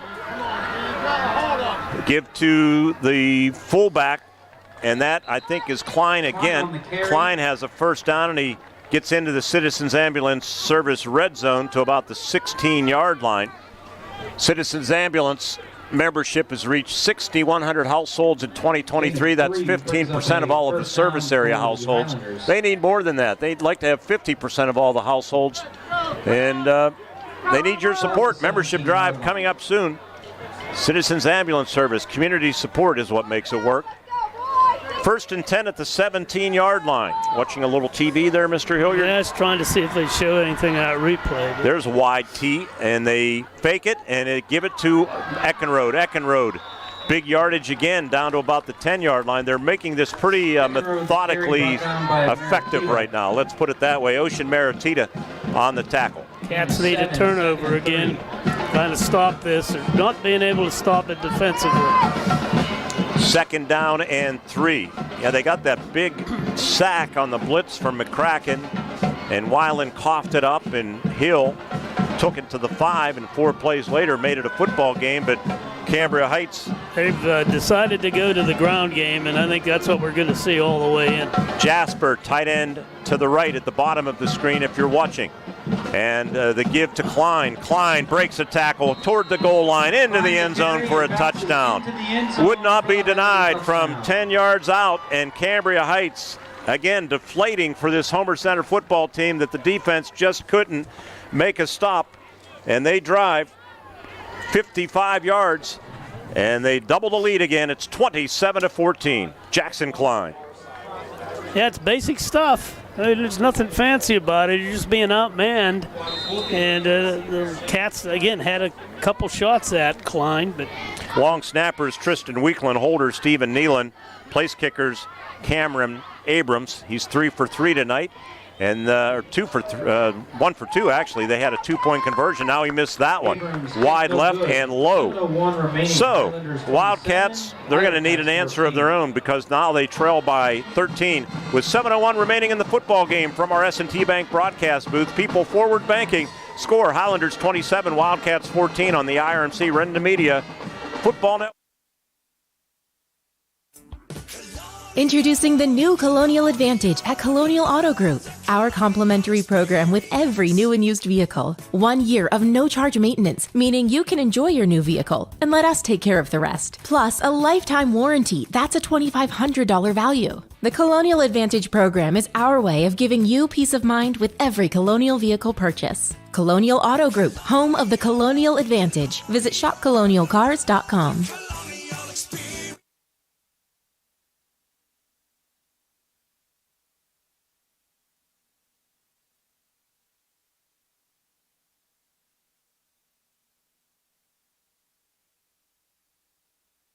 Plays 55 yards, took 5 minutes and 3 seconds. Every one of those 10 plays were on the ground. Yep, and they pretty much abandoned throwing the ball. That's what got them into trouble. I was saying, they had that Mills back there, but he's down on the sidelines. It looks like he's got some type of Here's the kick taken by Jackson Arone at the 20 to the 30 to the 35.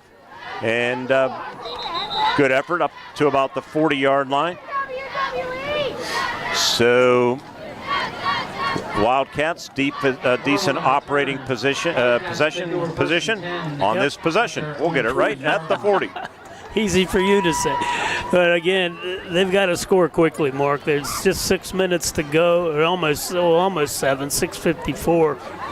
And their inability to slow down this Cambria Heights team is going to force them to score quick and hope they can do something defensively. Would you say, Ward, from Homer Center's standpoint, it's 4-play territory right now? Pretty close. Because you can't really give the ball back. Knowing Coach Page, I'm talking from a 13-point deficit. I don't think you can afford to punt it no matter what. No, you're right. You're right. That's why you're where you're at, buddy. Double H back left, McCracken and Palmer. and they hand it off to Landon Hill. Tough sledding for Landon from the 40 to the 42. Good push up front for the Highlanders. Trying to get the spot of the number. I think it was Braylon Ridbaum with the push. Well, it's been a tough year for Landon Hill. As good a runner as he is, he just can't seem to get it going. The only senior on this defense is the nose tackle, Dylan Warner. Almost halfway through this fourth quarter. 2nd down and 7, we'll call it. And play action. And Dunn's in difficulty. Escapes difficulty. Fights for yardage to the 45, maybe to the 46, a gain of 3. Did a good job of making something because there wasn't anything there. And Bryce Lewis, the coach's son, who's a freshman, 5'11", 175-pounder, made that tackle. Bryce Lewis, son of head coach and Cambria Heights principal, Jared Lewis. 3rd down and 4. He probably gets discipline in school, discipline at home. Nothing but discipline. 3rd down and 4 for the Wildcats. Little different look here is taking the shotgun snap and the pass too tall. He got rid of it quick. He got it out quick with pressure coming, intended for Will Jones. They're playing that play now. They could see that corner came up real quick on that. If you had time, it'd be a good time for the old pump, fake, and go. Yes, it would. But they haven't named either one of us offensive coordinator just yet, after all these years. Not waiting for a phone call either. Our statistician in the booth, Jerry Rossi, has his own limo driver and sponsor, First Commonwealth Bank, decked out in his maroon suit tonight to match the First Commonwealth Bank colors. Here's the pump fake, Ward. They did listen, and they heave it downfield for Jones, and some jostling, but no flag, no harm, no foul, and the Wildcats will turn it over on downs. Yeah, Will was trying to get around him. Might have been a little more aggressive, huh? Have immediate timeout with 5:25 remaining in the football game. Cambria Heights 27 and the Homer Center Wildcats 14 on the IRMC Renda Media Football Network. Grayston Coral Sportsman's Club invites you to take a look at the club voted Best in Indiana County 2023. Inside, you can find members unwinding with friends and enjoying delicious food like their homemade pizza. You can relax in the club by playing darts, pool, or shuffleboard. The club is a great place to watch your favorite team with family and friends. Proud to sponsor the Wildcats, the Grayston Coral Sportsman's Club on Neal Road in Grayston. Did you know Citizens Ambulance Service is there for you 24 hours a day, 7 days a week? Did you know, just like today, Citizens Ambulance is there for your local high schools, IUP, and their student athletes every week? Did you know Citizens Ambulance Service is there for you because of you? Household memberships help cover the cost of being ready 24/7 for the community. Becoming a new member is easy. Stay tuned in the coming weeks to find out how. Community support makes it work.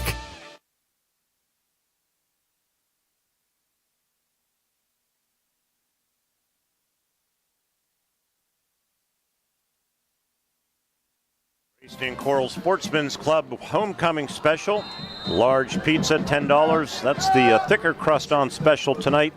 And toppings are $1 extra. You can place your order by calling 479-3985, 724-479-3985.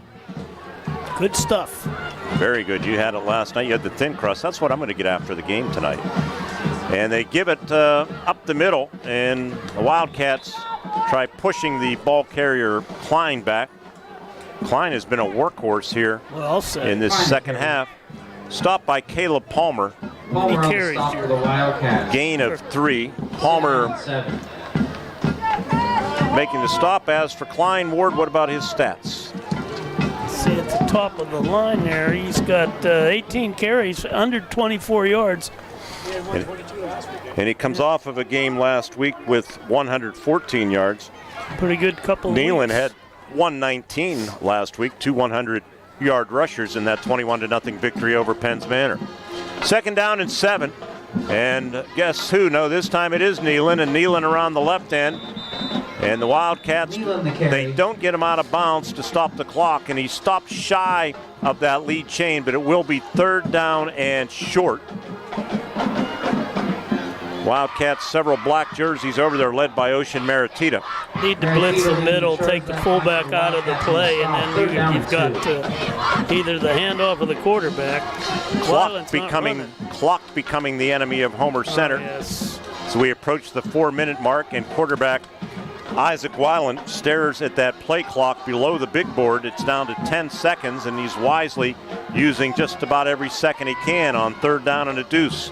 And they give to Klein up the middle, 1st down to the Wildcat 31-yard line. Riley Cobaugh on the tackle for the Homer Center Wildcats, but they move the chains, 4 more downs, and the Wildcats with 2 timeouts remaining are probably going to have to start using them right about now if they can get a stop, Ward. Yeah, they're going to have to do whatever they can to stop the clock. As you said, Mark, it's their enemy. Homer Center at Portage next week.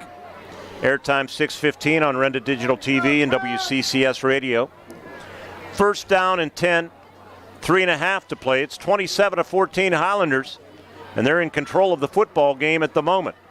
The give to Nealon, left sideline. Nealon dragged down from behind, but he gets 10 more. Struck down by Maritita. On the stop again, Ocean Maritita, who's been very active defensively. But then first down, hard to use your timeouts, Ward, when you're giving up 10 or 12. Yeah, I know, and it's, we asked the first of the game that they would have a good effort. They could put an effort, stay competitive in the game, and I think they've done that very well. Oh, they have definitely put out a good effort tonight. You just can't seem to get the break they needed, and that's unfortunate. Sometimes even in a loss, you can take some strides, and I kind of feel as if Homer Center has taken some strides tonight. I do too. I believe that. 1st and 10, football at the Wildcat 20, and Homer Center defenses that nicely. Klein stopped maybe for a loss. Landon Hill shot through. See if they give him forward. They do give him forward progress to the 19-yard line. Need a little more of that. 2.5 minutes remaining. Clock continues to roll with the Heights Highlanders leading 27-14. First game ever between these two schools way back in 1960.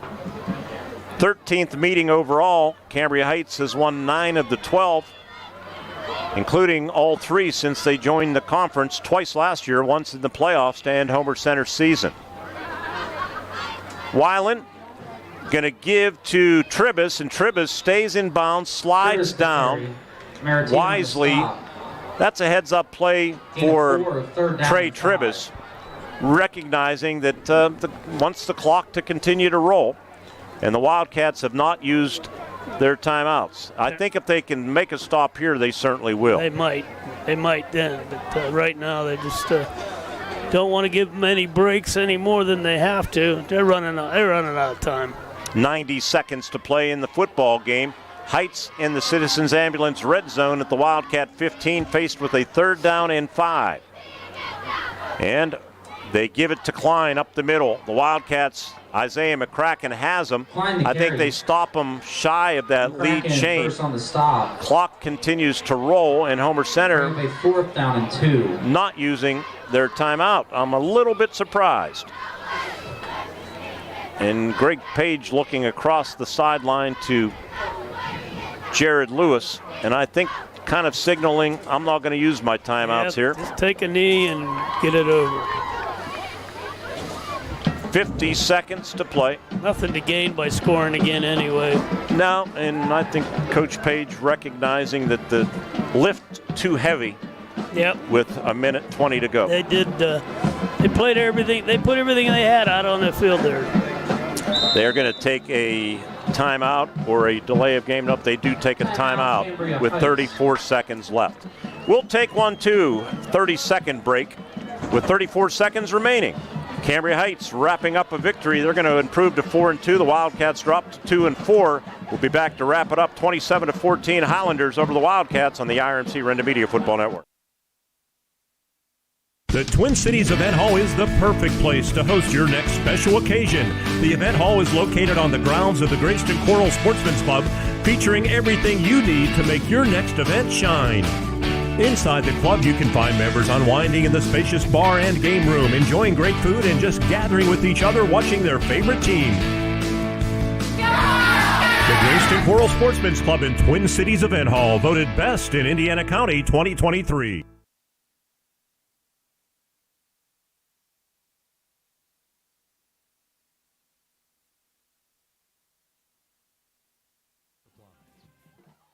Back to action, and Weiland takes the ball and takes a knee. Weiland down and the Wildcats will take over on downs. Classy move by Jared Lewis. Yeah, I think so. And there's no sense, like I said, there wasn't any point in scoring anymore. The game was won. It's a hard-fought game, though. The Wildcats gave everything they had out there, and I'm pretty impressed with the effort. Yeah, absolutely. Something to build off of. They still have things to shore up. I'm sure the coaching staff knows, but it's becoming less and less each week. Next 2 games on the road, Portage next week, followed by West Shamokin, and then back here to wrap things up with back-to-back home games against Purchase Line and Conemaugh Valley. And the Wildcats take a knee. Will take a knee. And I think we've just witnessed the final play of the game as they count it down at Memorial Field. So the Cambria Heights Highlanders spoil Homer Center's homecoming. They march in here and they win their second game in a row to improve to 4-2. Wildcats, after winning last week right here, they're going to drop to 2-4. Coming up, radio replays, a visit with head coach Greg Page and Jared Lewis, too, as we continue with the First Commonwealth Bank postgame show. Final score, Cambria Heights 27 and the Homer Center Wildcats 14. You're listening and watching on the IRMC Renda Media Football Network. With confidence. The Homer City Area Athletic Booster Club was founded 65 years ago to support and sponsor a startup midget football program. Some 65 years later, the Boosters have grown and now serve as the primary recreational arm of the Homer Center School District, sponsoring various sports such as baseball, softball, elementary boys and girls basketball, and yes, Bears football remains the foundation for our Varsity Wildcats program, teaching the basic skills to our children. Go Bears and go Wildcats from the Homer City Area Athletic Booster Club. Homer City American Legion Post 493, a longtime backer of Homer Center Athletics, is pleased to be a part of today's broadcast and wishes the best of luck to the Homer Center Wildcats this season. Homer City American Legion Post 493 has served Homer City and our veterans for more than half a century. They are a staple of the community and believe in giving back. So have fun today, teams. Represent your communities well. From your friends at the Homer City American Legion Post 493.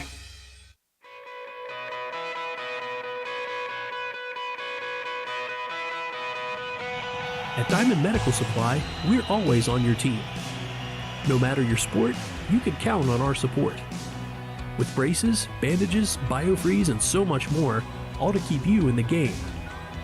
We're a winning care solution, no matter what you play. Diamond Medical Supply, keeping you healthy this season because we care about care. The Homer City Area Athletic Booster Club was founded 65 years ago to support and sponsor a startup midget football program. Some 65 years later, the Boosters have grown and now serve as the primary recreational arm of the Homer Center School District, sponsoring various sports such as baseball, softball, elementary boys and girls basketball, and yes, Bears football remains the foundation for our Varsity Wildcats program, teaching the basic skills to our children. Go Bears and go Wildcats from the Homer City Area Athletic Booster Club. Dan in a van hasn't returned your call? Chuck in a truck can't get there for 2 months? Stop dealing with fly-by-nighters and call a company that's fully capable for all your plumbing and heating needs. Joyce Plumbing, Heating, and Air Conditioning Incorporated. Joyce Plumbing, Heating, and Air Conditioning Incorporated is on call 24/7, 365 days a year. Visit us at joyceplumbing.com. That's joyceplumbing.com. Joyce Plumbing, Heating, and Air Conditioning Incorporated, the best place in town to take a leak. PA 042115. Looking to experience luxury with your next vehicle? Then look no further than Luther Lincoln. From the full-size Lincoln Navigator to the mid-size Lincoln Aviator or the Lincoln Nautilus and Corsair crossovers, Luther has the Lincoln you want. With complimentary pickup and delivery for service or being able to schedule your service appointments online, Luther Lincoln wants to make your experience a pleasant one. Luther Lincoln, your choice for Lincoln. Route 119, Homer City. Click on lutherlincoln.net.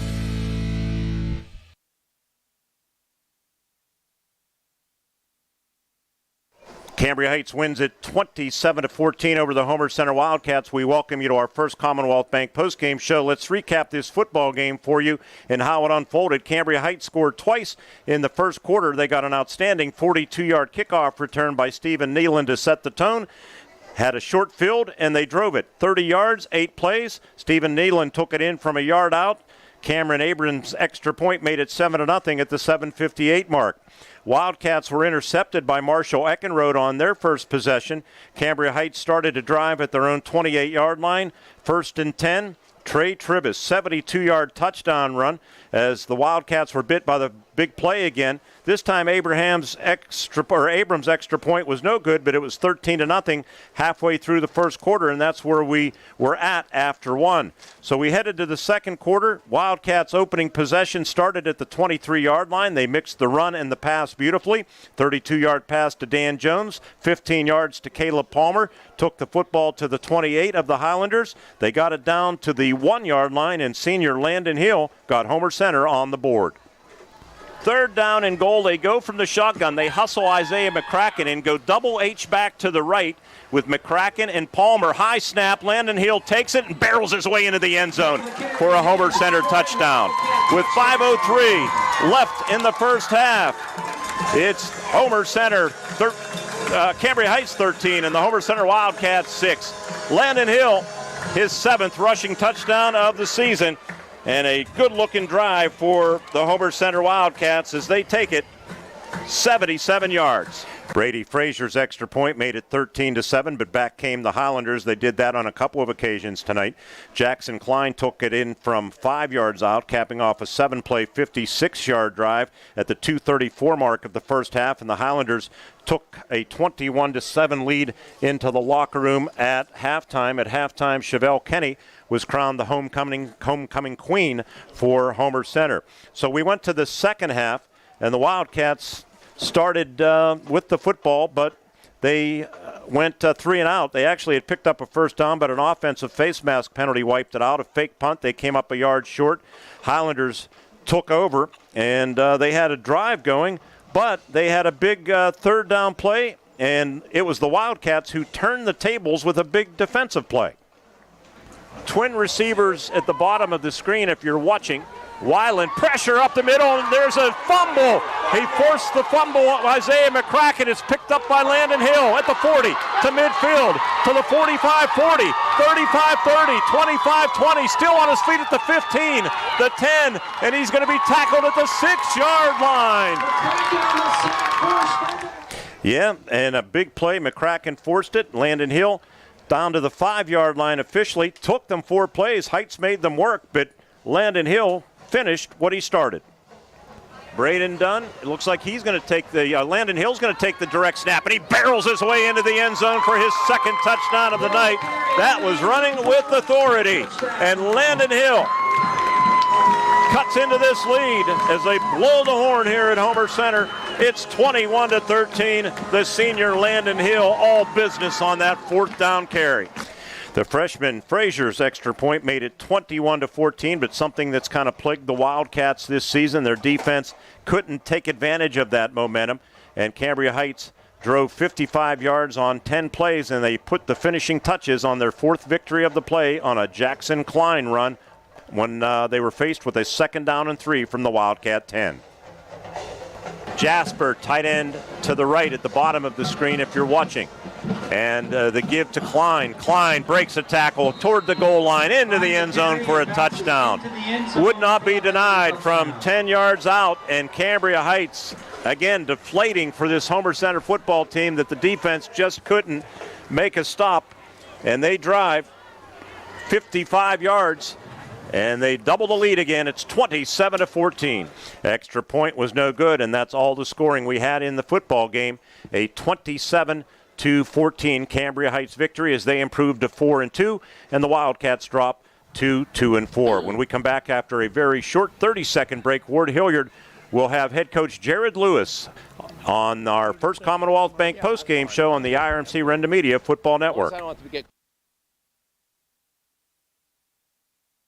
The Homer City Area Athletic Booster Club was founded 65 years ago to support and sponsor a startup midget football program. Some 65 years later, the Boosters have grown and now serve as the primary recreational arm of the Homer Center School District, sponsoring various sports such as baseball, softball, elementary boys and girls basketball, and yes, Bears football remains the foundation for our Varsity Wildcats program, teaching the basic skills to our children. Go Bears and go Wildcats from the Homer City Area Athletic Booster Club.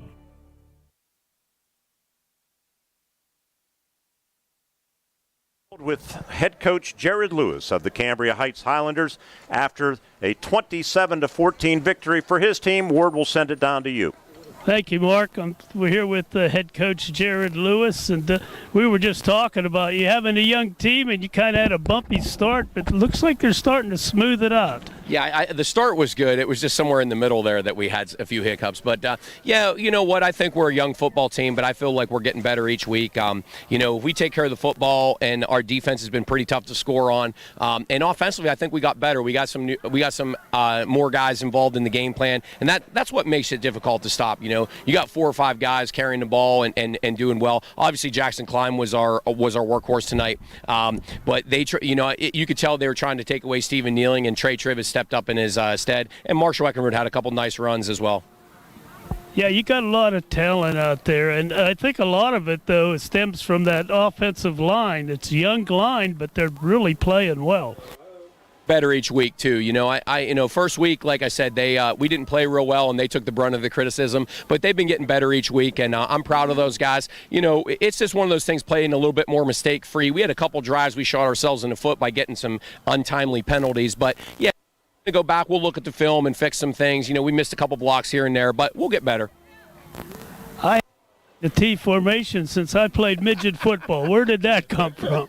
Yeah, we're an old school at times. I mean, we try to do some new school stuff with old school, but we like to be a physical football team, and we feel we have 3, 4, even 5 pretty good backs, so we like to rotate them in, and that keeps us even and gives us the ability to run either way. So it's something that we've been doing pretty well at, and it was a short yardage thing for us, but it was a short yardage formation, but we've been moving the ball in it, so it's especially a 4-minute offense. When we try to end the game, it's a formation we really like to get in.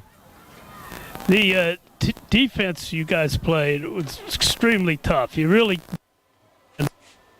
I mean, he's a great player. They do a good job. I thought Coach Page threw some wrinkles at us offensively that, we weren't prepared for. The one drive, they had a really nice drive, came down and scored. But our goal was obviously to keep an eye on 8. I feel like he's been there forever. I feel like we've been trying to tackle that guy for like 8 years now. But he's a heck of a football player, and Coach Page does a great job. That's a great coaching staff. And like I said, coming in here, it wasn't the prettiest win, but we came out with a win, and that's all that matters. And like I said, we have the mistakes obviously to fix, but when you play a quality opponent, some of those mistakes they force you into. Well, I appreciate you taking the time. You're going to save you having to get up in the morning to talk to Todd. Yep. But good. Probably see you down the road. Yes, thank you very much. Thank you for everything you guys do. You guys do a great job. Thank you, Jared. All right, Ward, bring the mic up. We'll need it for Coach Page when we return on our first Commonwealth Bank postgame show.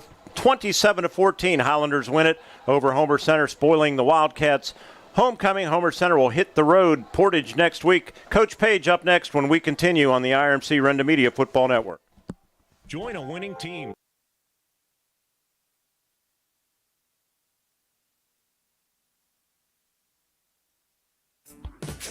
Introducing the new Colonial Advantage at Colonial Auto Group. Our complimentary program with every new and used vehicle. 1 year of no-charge maintenance, meaning you can enjoy your new vehicle and let us take care of the rest. Plus, a lifetime warranty. That's a $2,500 value. The Colonial Advantage program is our way of giving you peace of mind with every Colonial vehicle purchase. Colonial Auto Group, home of the Colonial Advantage. Visit shopcolonialcars.com. Robindale and its affiliated companies are proud to be a sponsor of all student athletes in the area. For nearly 2 decades, Robindale has been cleaning up refuse coal piles that dot and scar the western Pennsylvania landscape. To reclimate and beautify these areas, Robindale believes deeply in safety, compliance, and community responsibility. If you would like to become a part of the Robindale team, you can contact them at 814-446-6700, extension 122, or see how Robindale can assist your business at robindale.com. Grayston Coral Sportsman's Club invites you to take a look at the club voted Best in Indiana County 2023. Inside, you can find members unwinding with friends and enjoying delicious food like their homemade pizza. You can relax in the club by playing darts, pool, or shuffleboard. The club is a great place to watch your favorite team with family and friends. Yeah! Proud to sponsor the Wildcats, the Grayston Coral Sportsman's Club on Neal Road in Grayston. Save big during the Dowd's Custom Order Sales Event. Buy one item at Dowd's special sale price and get a second item of equal or lesser value at half off. That's right, every other item at half off. Dowd's has the latest trends in custom furnishings, plus America's finest manufacturers. And the savings are incredible. Plus, get free financing for 1 full year. Drive a little, save a lot. Dowd's of Plumville and Greensburg. Doesn't your home deserve Dowd's?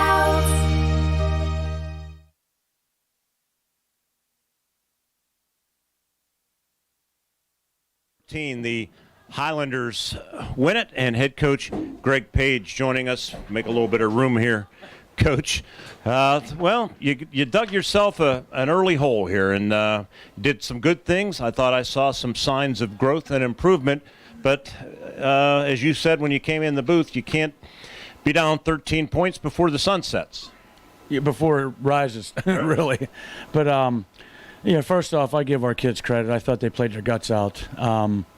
What happened, at different spots was that we just got, we got outplayed, we got out hit at different times, but I can't fault their effort. 2 different times, I'm sure people probably thought we were out of it, and we cut it to 1 score on some exciting, things going on, but we couldn't make that play to get the ball back and keep them from making it a 2-score game again. And that's just frustrating. But the effort was there. And it's a good football team there. I mean, we're both young. They're probably actually a little younger than us based on who they play. But they were bigger. I think, at times they imposed their will. And, it is what it is. It's just, I give credit to them.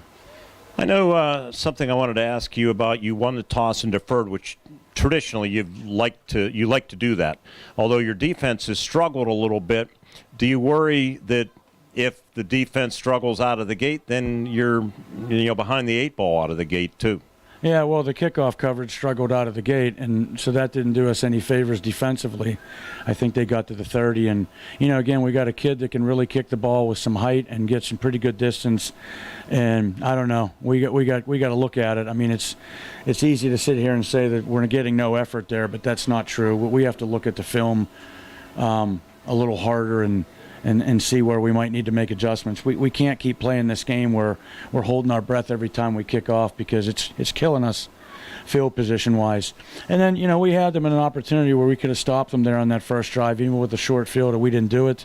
The poor tackling continued, I think, the next time they had the ball. And at that point, it didn't look too good, but we bounced back. And, we made it real interesting. Beautiful drive. You mixed the run and the pass. Braden hit a couple of passes, 26 yards, and then 15 yards. You had Dan Jones, nice pass to him. But you actually got on the board on a 1st and goal. Or wait, I got to turn the. On the wrong page here, Coach. There we go. 32-yard pass to Dan Jones and a 15-yard pass to Caleb Palmer took the football into Heights territory, and then Landon Hill finished off. It was a good mix of run and pass. Yeah, and that's what we want to do. I mean, anybody would be happy with that kind of balance. Braden's getting more comfortable. We got to keep him, we got to keep him to where he can have time to make some of those decisions. Times he was rushed. But I thought he made good throws, and our guys are running good routes, and then we did get some good runs in there. We got to get the big fella going, and I feel bad. I mean, he got a couple scores, I think, but we got to get him more yardage, more where we're chewing things up a little more like they were. It just didn't happen. One thing, the defense, they've struggled in different areas, but it's a little disheartening. Twice you had momentum in this game, and then they come to Cambria Heights' credit. They came right back and answered your scores. Yeah, and that's what I mean. That was one of the first things we opened with, and I do give them credit. I mean, we can say, hey, we let them score again, but the bottom line was, they did what they needed to do, and they pushed us down the field. And, again, we were getting hobbled. We were trying to sub some guys in. We have a freshman playing a lot of football again on the defensive side with Frazier. Coball came in and I thought he gave us a spark. We had some physical plays, and of course we got penalized for a couple of those, but I'd rather try to hold a kid back, but we're just not consistent enough, and that's the thing that drives us nuts, and we're going to keep working on it. Interesting call, Brady Frazier. Was that a fake punt all the way? And we saw the replay. I think the officials did a good job on the spot, so I know fans always want that extra yard. Yeah, I did too, and I'm arguing for it, and I think they made the right call on the spot too. It's a tempo look. It's an option for him. I think he saw the first guy that came got pinned real quick, the first guy off the edge, so he took it. But Heights read it well, and then he made another guy miss, and he ran so hard. I mean, you're talking about a ninth grader, and I would love to see. And we have other guys that give that kind of effort, but we need more guys. And it came up short. I can't fault the effort. I mean, the bottom line is it probably gave them the ball around the 40 or 45. I mean, if we punted, it might be a 10, 15-yard difference. I'm fine with an effort like that because it's an aggressive opportunity. I always say it's okay to fail with effort, right? Not that he necessarily failed. He just came up a yard shy. He really had a great second and third effort there, too. Yep, he did. Hey, excitement. Big hit, forced fumble by Isaiah McCracken, pressure up the middle, Landon returns it to the 5. They made things difficult, but he did punch it in, and you had a football game in the fourth quarter down by 7 points, but again, they came right back. Yeah, Tony made a great call there. I don't know if it was fourth down or what, and he made the call. Isaiah comes through, and the kid, I'm surprised the ball went where it went, and we're yelling, and Landon was Johnny on the spot, and we got a convoy. Just a great. Those are the plays you love to see from your kids, because when they work hard and have those opportunities. And then we did punch, and they made it hard. We punched it in, and everybody's excited. Let's transfer that and get a stop. Didn't happen. Coach, I don't know that coaches don't believe in moral victories, and there are losses that sting more than other losses. They all stink from your chair, but I did see signs of growth from your football team. Now it'll be interesting to see, can they start to learn to win moving forward and eliminate some of the negatives and keep moving forward, and I think learn to win kind of like River Valley did earlier this year. Yeah, and we have the kids to do that. Our coaches are working real hard. I mean, our kids are working hard. I tell them, I said, I love coming to practice every day. I said, hell, I love practice is better than the games. This is nerve-wracking, and you're obviously going up against a better team than what you practice against with your scout squads, but the effort's there. The breakdown is there with what we're trying to accomplish in our sessions, and maybe it is with young guys. You just got to get over that hump. It didn't happen against Penns Manor several weeks ago. It didn't happen tonight, and it's going to be a challenge the next couple weeks. I mean, there's no doubt about it, going on the road to Portage and West Shamokin, but it's gut check time. There's no other way to put it. Head coach Greg Page, as always, thanks for making the climb up to the booth on the First Commonwealth Bank postgame show. We'll talk to you next week out at Portage. Thank you guys very much. Head coach Greg Page, and we're going to continue on our First Commonwealth Bank postgame show. We'll look at the stats, and Ward Hilliard will check the out-of-town scoreboard, too, when we return on the IRMC Renda Media Football Network. Robindale and its affiliated companies are proud to be a sponsor of all student athletes in the area. For nearly 2 decades, Robindale has been cleaning up refuse coal piles that dot and scar the western Pennsylvania landscape. To reclimate and beautify these areas, Robindale believes deeply in safety, compliance, and community responsibility. If you would like to become a part of the Robindale team, you can contact them at 814-446-6700, extension 122, or see how Robindale can assist your business at robindale.com. Introducing the new Colonial Advantage at Colonial Auto Group. Our complimentary program with every new and used vehicle. 1 year of no-charge maintenance, meaning you can enjoy your new vehicle and let us take care of the rest. Plus, a lifetime warranty. That's a $2,500 value. The Colonial Advantage program is our way of giving you peace of mind with every Colonial vehicle purchase. Colonial Auto Group, home of the Colonial Advantage. Visit shopcolonialcars.com. Grayston Coral Sportsman's Club invites you to take a look at the club voted Best in Indiana County 2023. Inside, you can find members unwinding with friends and enjoying delicious food like their homemade pizza. You can relax in the club by playing darts, pool, or shuffleboard. The club is a great place to watch your favorite team with family and friends. Proud to sponsor the Wildcats, the Grayston Coral Sportsman's Club on Neal Road in Grayston.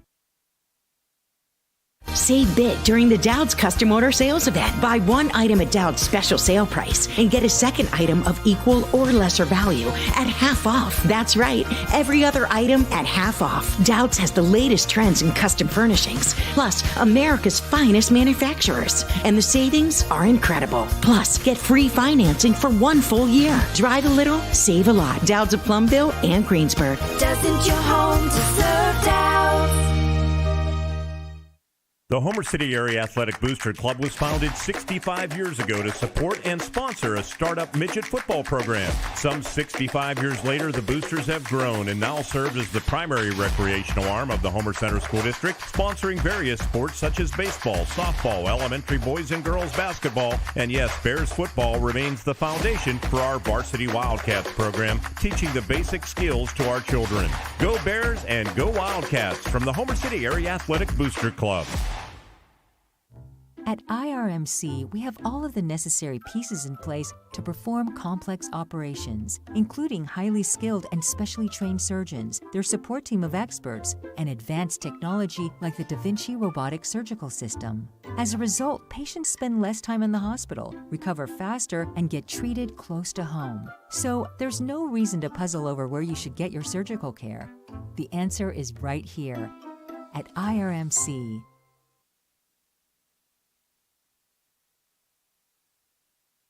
The Homer City Area Athletic Booster Club.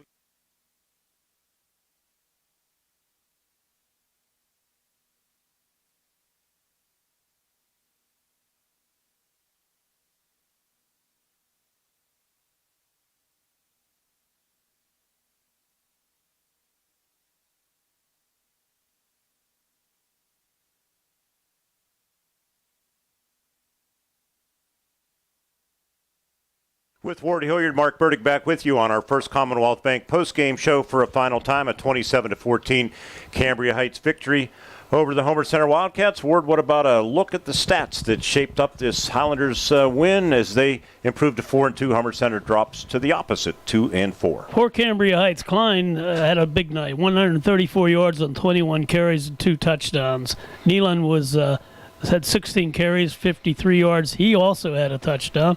Eckenrod had 4 carries for 27.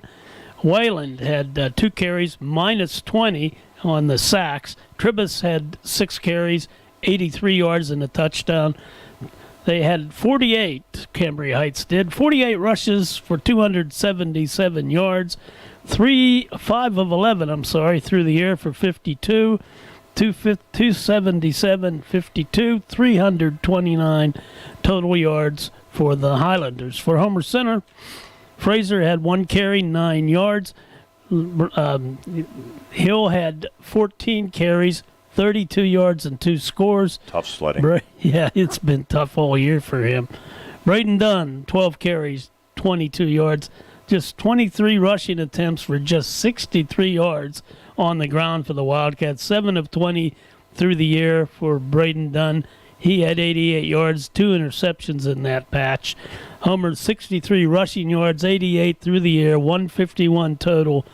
You don't win too much with that kind of offensive performance, Mark.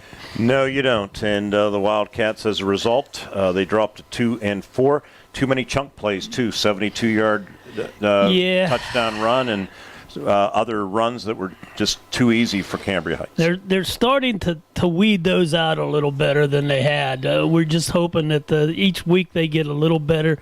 They were a lot more aggressive, I thought, tonight. I told the coach I was proud of the way they played. I thought that was an improvement, and it's good to see. They're not quitting. They're playing hard. That's all you can ask of them. Do we have the out-of-town scoreboard handy here? We had it. It may be under those green folders over there. I think you're right. John Smathers, our digital manager, hands it to us, and we will check these scores. West Shamokin, they even up their record at 3-3. Big win over winless Conemaugh Valley, 42-6. Northern Cambria over winless Conemaugh Township, 42-23. Colts improved to 5-1, defending District 6 champs. Purchase line, actually, this score is wrong, I believe. 38-27, I believe, is the final score. It says 32-27 on the Jerry Rosside chart, but Purchase line did add another one. They were down early, 13-0. Yeah, they were. And United Valley, no final. John, do you have a final on United Valley? Nothing. 14-0 they final. Keep rolling, don't they? So the Lions and Penns Manor, we had heard, lost Carter Smith. That was our U92 game of the week.